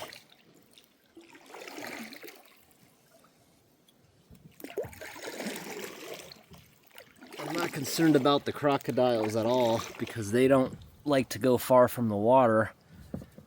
I'm just don't want to go out there with Crocs, which are basically sandals. Doesn't seem like a good idea. Now the shady forest has a bunch of no-see-ums. I got insect repellent on, but it's buried in sunscreen, so I guess they can't notice it, and they're landing on me. Let's try to see that big school of fish again on the way out.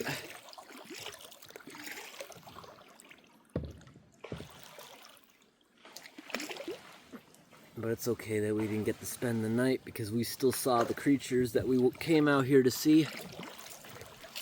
Here's all the fish. Just schools of them.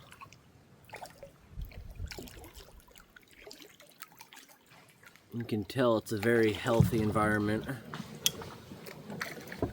Here's that school of hundreds of fish coming up. They're all splashing and jumping out of the water.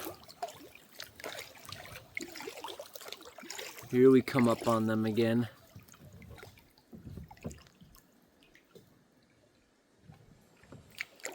Yep, here they are. Hundreds of fish again.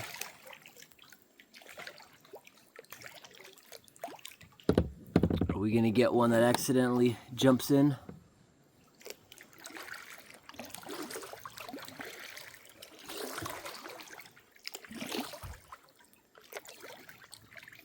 Oh, here we go. Lots and lots of them again.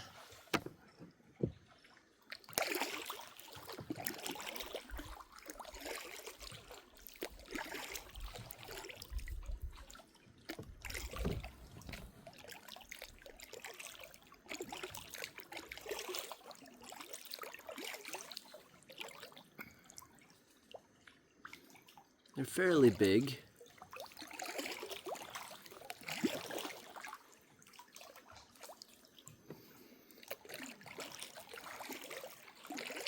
I think this time of day most of the crocodiles would be out in the open waters though. They like the sun.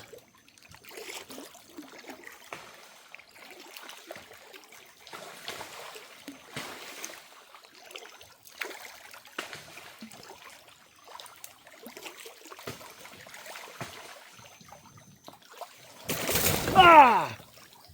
All wet. Right in my face. Look at them all. There's hundreds of them.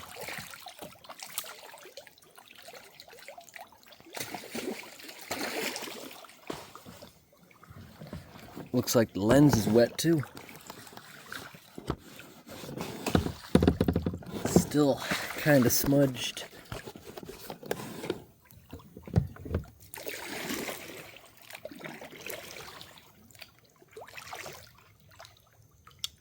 So many fish.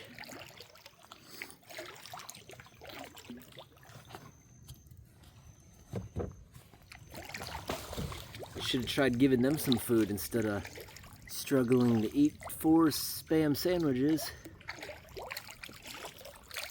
Ooh.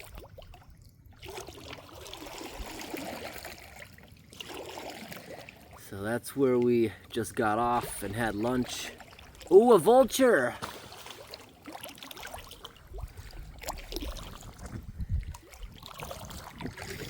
Now there's fish jumping everywhere, even in the open waters. Maybe we'll see the crocs again on the way out.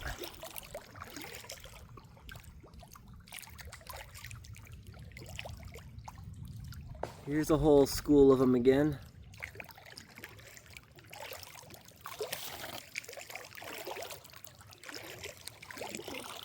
This is what the osprey, I guess, was catching. We saw them earlier fly off with a couple.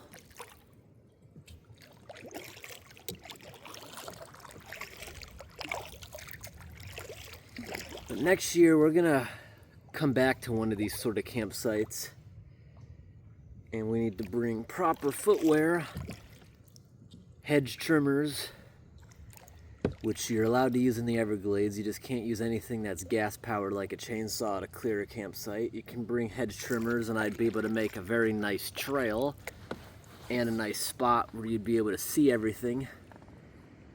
There's also fire ants everywhere, but that's not a huge deal. I think I got stung by a few of them on my feet. I'm now feeling it. It's really not that bad. I've got attacked by them 3 times in the past week. It only tickles and itches for like an hour, then goes away.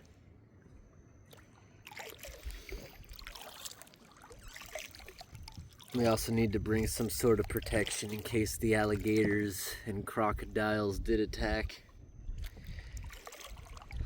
We'll do that next year. Now we're gonna go out to the end of that land right in front of me. And by the time we get there, that's probably an hour away, that piece of land, we should be able to see that cell phone tower I use as reference to get back.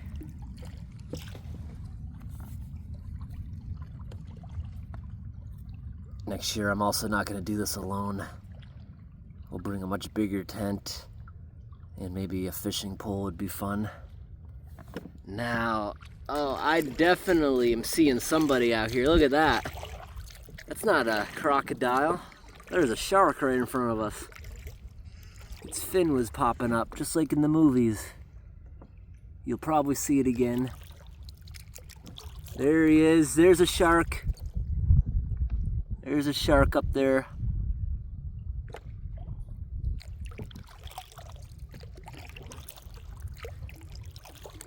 See its fin?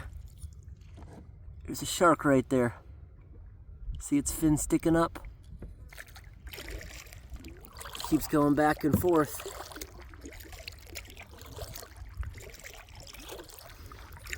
Be nice to figure out what kind of shark you are.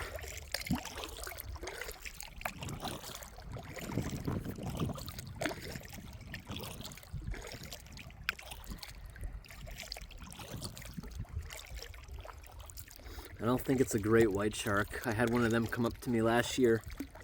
Its fin was high in the air and this one looks black.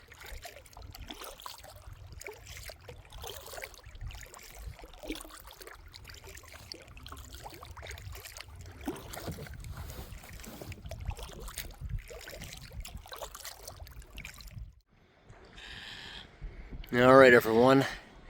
It's now 11 in the morning. We've been paddling for about an hour or so out of there. Now, if I paddle at high speed, it's gonna take me about 2 hours to get over to this opening, which is the Flamingo Canal. And then it'll take another hour to get down there to the marina. So we got at least 3 more hours. Oh my gosh!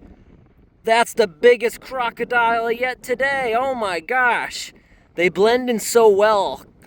Compared to the alligators, they're very rigid and they blend in perfectly with the waves. That's a gigantic one getting in the water there. Wow. Lots of crocodiles today. And at least one shark. This water's very shallow.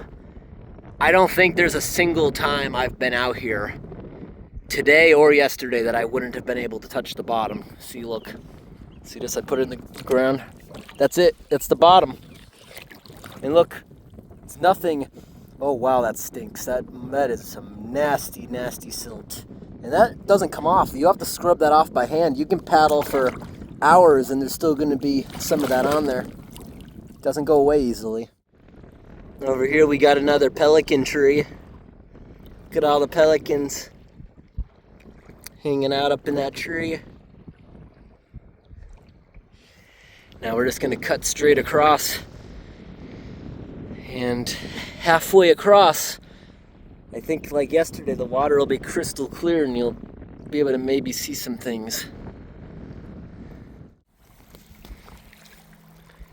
All right, everyone, it's a little bit choppy, but that's a good thing actually, because these waves are slowly helping me go in the right direction. The breeze is pushing me in the right way. Our goal is right over here. That crevice right there, that's where we gotta go, that crevice. And these little waves are helping push me in the right direction.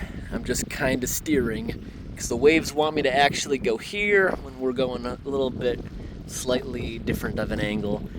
But it is helping a lot. I could just sit here and really do not much about anything. And it will get me over there eventually. But me and it going together, I think we can beat yesterday's time, because we were fighting it all yesterday. And there's where we actually stayed last night.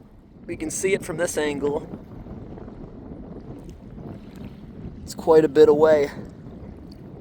The visibility is just great. I wouldn't be surprised if we do 25 miles by the time I check my map, because when we get back I can check exactly how far we traveled, because I got my location being mapped out.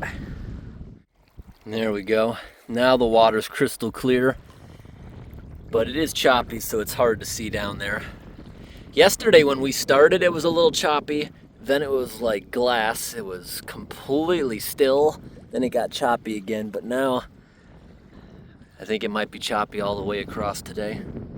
But it's very, very shallow. Shallow enough that you can reach down and touch the bottom. Yesterday out here, I didn't notice all these buoys. Are those buoys? Oh my gosh! No! See, from a distance, they look bright orange like buoys. I was wondering, what is that? No. I don't know how close they're gonna let me get, but those are flamingos. Bright pink flamingos. I'll try to get closer, but I pulled my camera out because there was a little hammerhead shark near me. They like these shallow waters.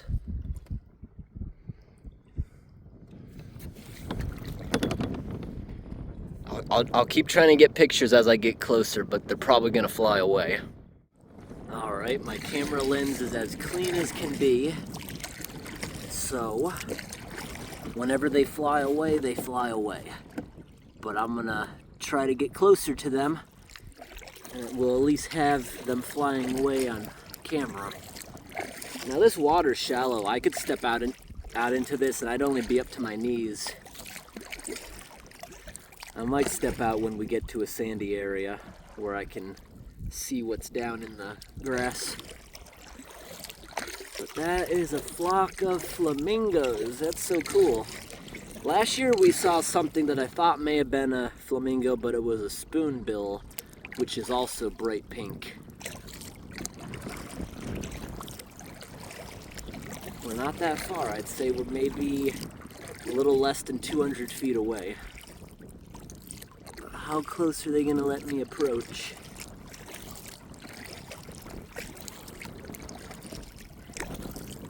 The camera zoomed in 3 times optical, so it shouldn't be blurry at all.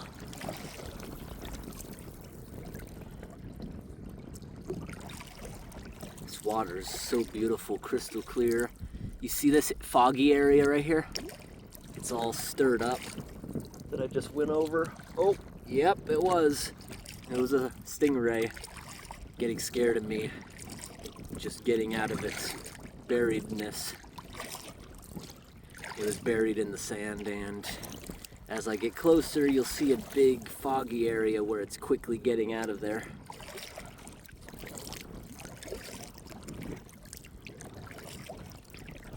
Now we're about 100 feet away. I'm gonna pause. And zoom into them a little more. Get some stills. Zoom in more. I have never been close to flamingos before. This is so cool. Okay, I got a couple still pictures. Now we're only one time in. I'm gonna try to carefully go right by them without them flying away. I'm not gonna try to go right through their crowd. I'm gonna try to go off to the side of them. We're about 75 feet away. About 30 meters.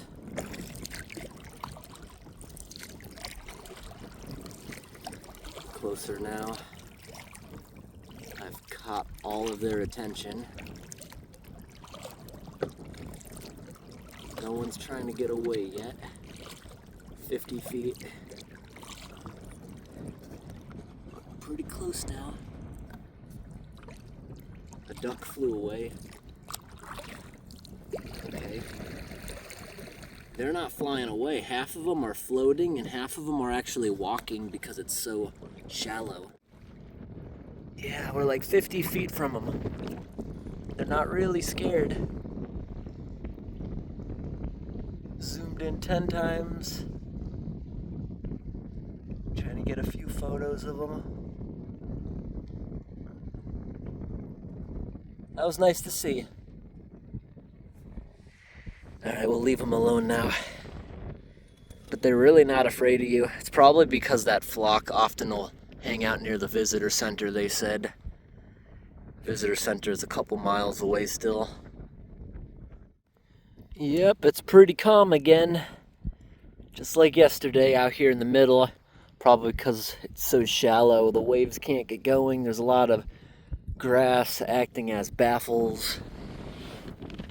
And now we're super far away from those guys.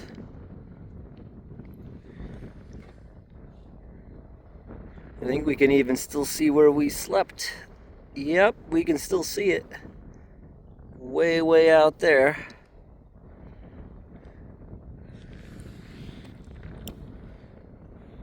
Looking at the land, I think we're about halfway across. Got a helicopter. And we got another shark. Right there.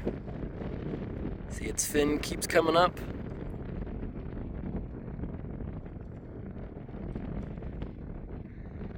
Very, very shallow. Look at this, how shallow this is. It even bogs you down slightly kayaking through it because it's touching. And that's my trail I made back there. All those bubbles stirred up by me. Very still, the water, but there's a nice breeze, so you don't even feel the heat when you're out here.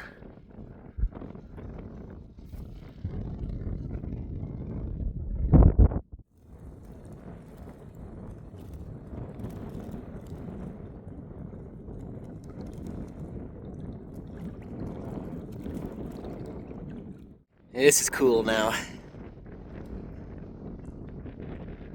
Where are you guys? There's one, two.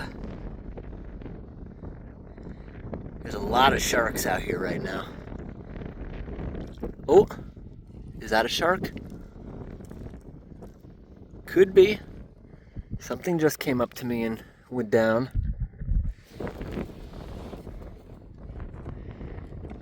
Lots of very small sharks out here. Look at all that fogginess. When you're out in the crystal clear water and a big foggy area just opens up like that, it's probably the stingray that was hiding, and as you go over him, you scare him and it takes off real fast. So, it's very calm in the middle because of the plants, but now that the plants are getting scarce, here comes our choppiness again. Look right there, look right there.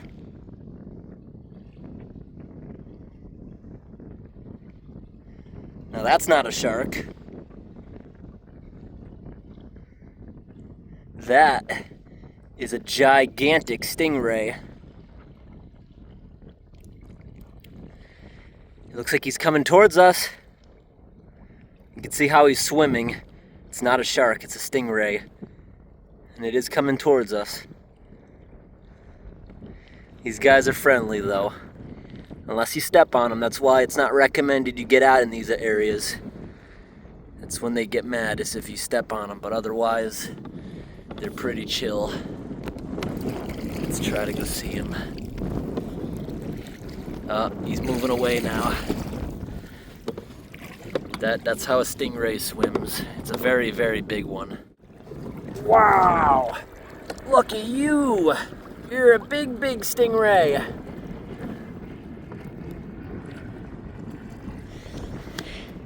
I can't paddle quickly unless I put the camera down.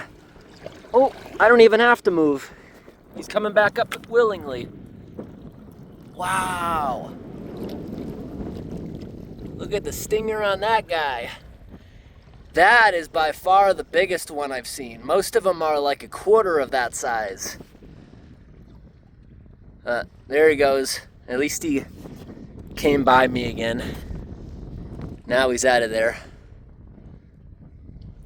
That was cool. We got more cloudy water next to us. It's getting more murky as we get closer to the edge. I'm waiting for this ray to show itself. I think it's going the other way though. There's lots of stingrays out here.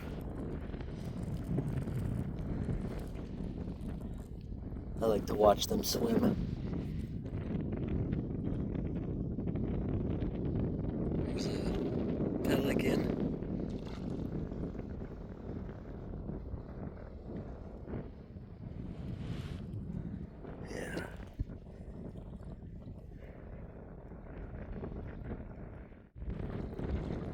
They got me surrounded.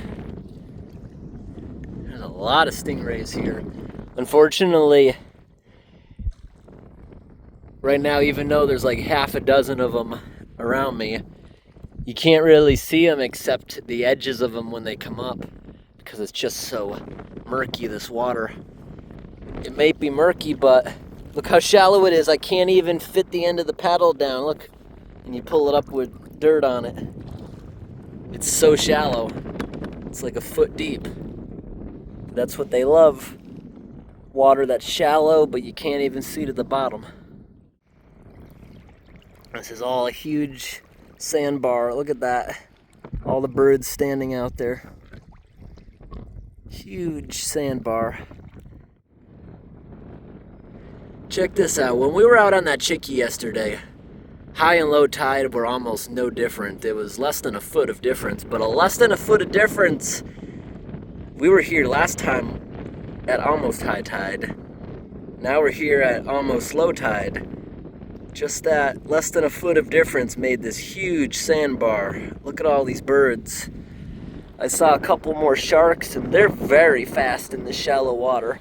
I'm in less than 6 inches here, but yet you'll have a shark jetting across through this with its fins up out of the water. It's fascinating. I'm just trying not to run aground. We're almost there.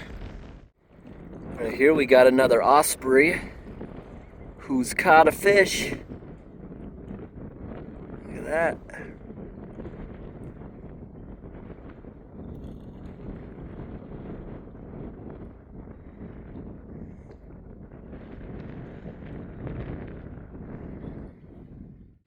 Hey, this big dark cloud above me. It's raining. It's raining right now. You see the drops? We got rain. It's not gonna last long. It's probably just gonna make it more humid.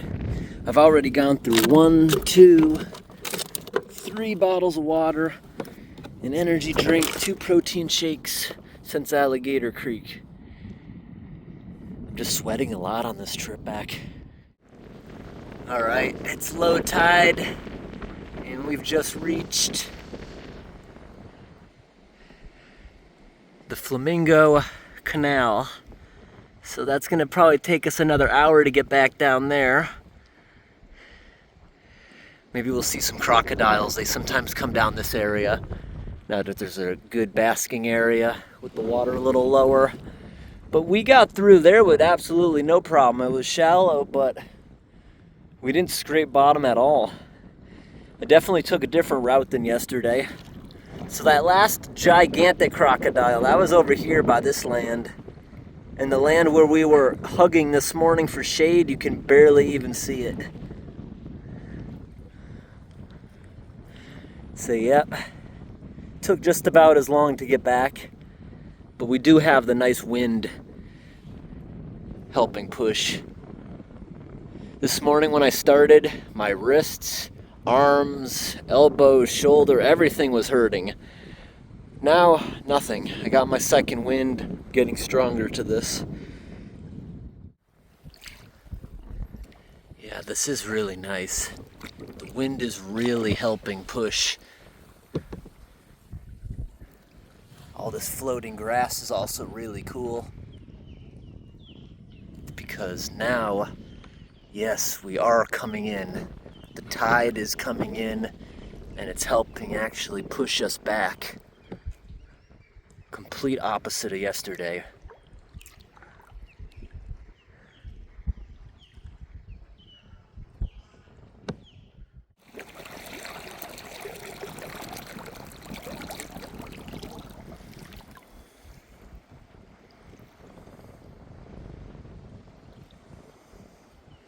Perfect wind pushing me in the right direction. I'm just gonna start going slow now and just sort of steer, enjoy this for a while. There's not too much wildlife here. Probably because a lot of boats use this. This is the main way in to get to the marina. I see all the markers everywhere telling you what speed you're allowed to go. Right here it says idle speed only, no wake.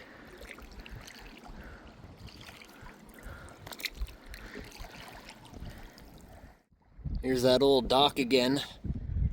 Some of those supports are almost rotted through. So this was a much more dramatic low tide than yesterday. Every day's a little bit different with the tides, just like when we were camping on that tropical island. That was only about a week and a half ago. The day we went out there, it wasn't very dramatic. The day coming back, low tide was very low. I had to walk across a lot of sandbars. All right, we're back. It is 1:26. So we got down the Flamingo Canal in half the time it took to get out there yesterday, because we got to follow in the tide coming in, the wind was pushing us, it was very easy. This time of day there's lots of people around renting kayaks and canoes and taking them out. Passed a lot of people just in the last 10 minutes. Here's the big osprey's nest. Now where do we gotta go? We're gonna go right over here, walk and go pick the car up. I cannot believe how many animals I saw today.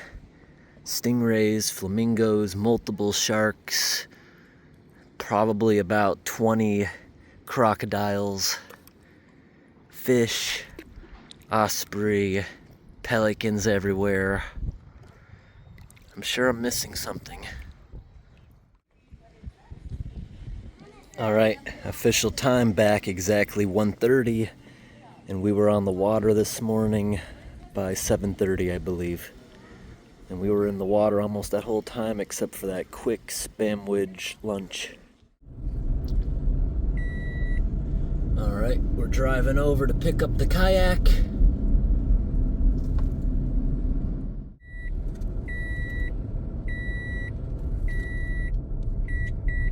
All right, here we are. Pick up everything.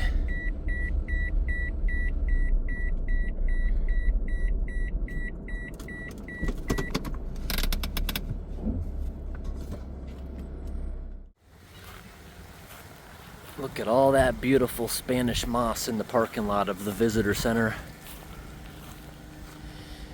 We're gonna go take a look around here.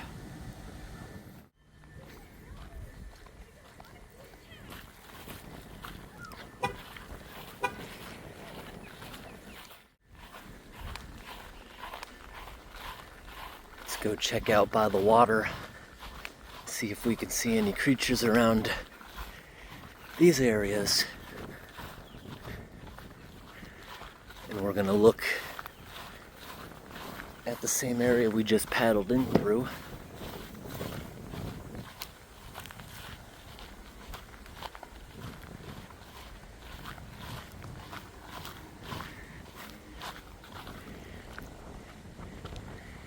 That's where we just paddled in through. Came in from out there. So I'd say paddling wise, that's at least an 8-hour trip, because I was paddling pretty fast the entire time. It's the most paddling I ever did. I was sore this morning, but now I don't even feel it. See, there's lots of nice sandbars out there now. It's still low tide. Tide's actually still coming in. That's what really helped me get in.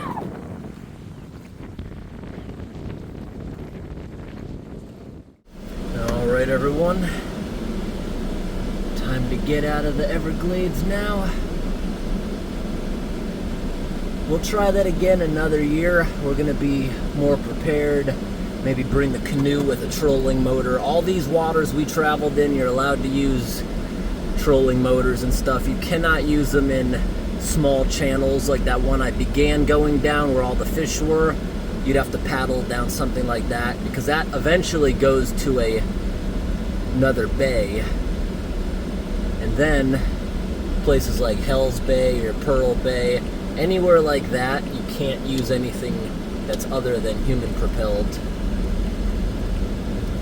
And if we come back out here, I will definitely want to try bringing a fishing pole, and definitely wear fishing waders in the bushes where there could be venomous snakes. I've just heard the stories about people out here getting bit by a cottonmouth, and it basically will bankrupt them.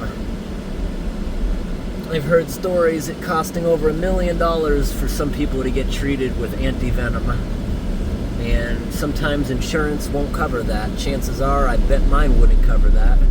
My insurance is garbage. Sometimes I wonder why I even pay for it. I don't even go to the doctor because it is such garbage. It won't cover really much of anything wrong with you. It only kicks in if you use $8,000 worth of it a year. So I tried on even to use that stuff. But the bills associated with getting bit by a snake scare me more than anything else, so I won't go in places like that unless I have the big boots. And we planned on going out camping on that platform, and that's what I was prepared to do. The Alligator Creek was a afterthought. And now we're gonna get on out of here. Thanks for watching, everyone, and have a great day. I'll put in the extras at the end if I spot any creatures on the way out of here, and I'll put all my photos at the end. Thanks for watching. Got a turtle in the road.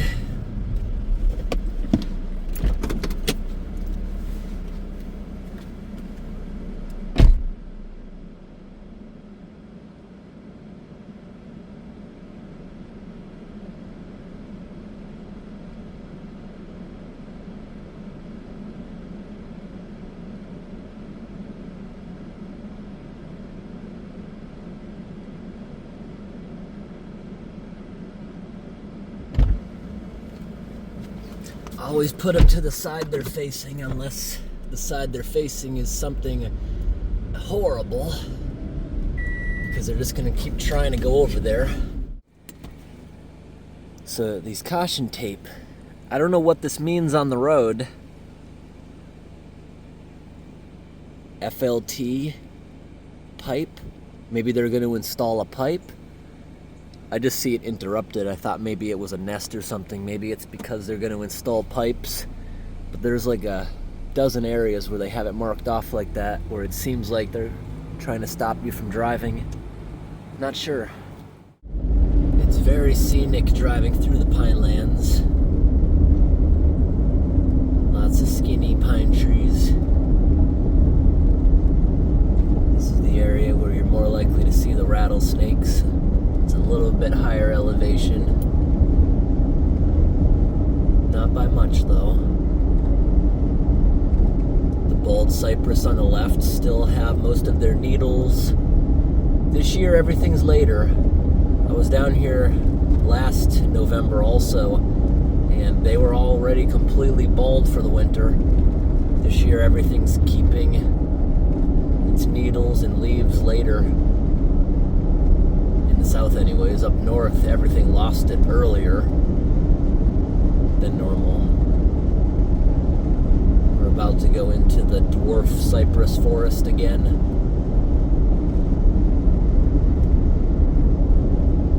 Keeping an eye out for any creatures on the road.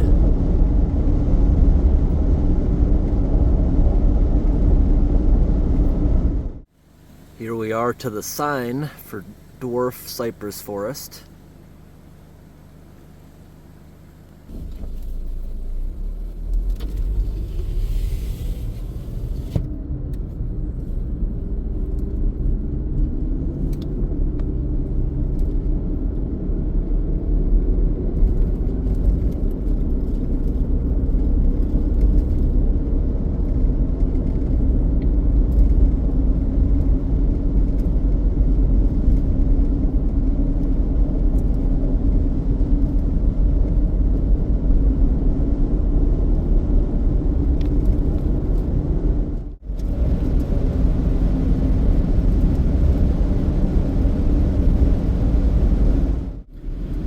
I think we're also going to stop here and check this guy out. There's been a big gator that's been hanging out at this culvert for the last week. Last year there was even a crocodile way out here this far from the ocean. But that one was used to people. It didn't try to get away. We'll stop here for a moment.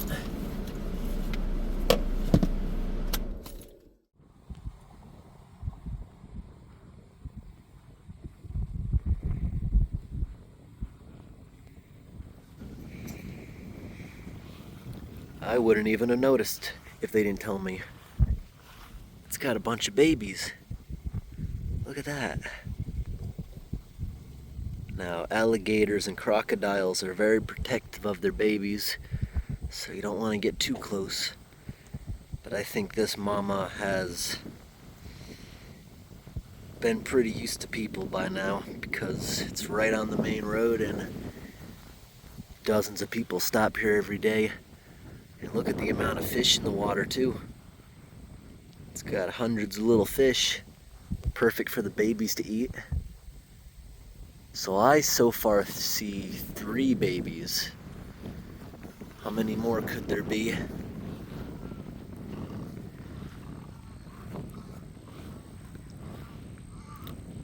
I see 3. Nope, I have now counted 5 babies. I didn't notice. There's one right here off to the side. 1, 2, 3, 4, 5. There's 5 little ones. And lots of food for the little baby ones. Wait a minute. 1, 2, 3, 4. Nope, I spotted a 6th one back in there. I see its tail. So there's at least 6 babies. A mother alligator, according to the internet, can have anywhere from 30 to 60 eggs at once. That is pretty cool. So many babies. I'm trying to get my shadow out of the way. Try to get as many babies in this picture as possible. Anybody on the other side of the pipe? I see lots of fish.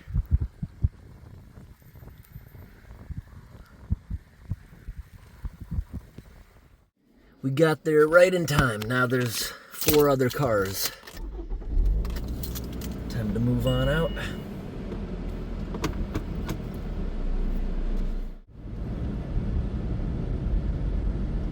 I love these trees or bushes, this nice red stuff.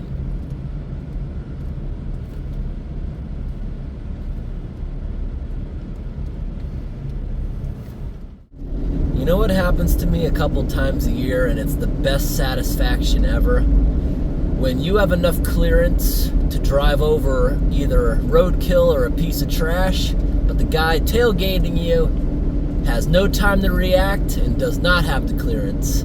That just happened, and the guy pulled over, trying to figure out what he hit. That is so funny.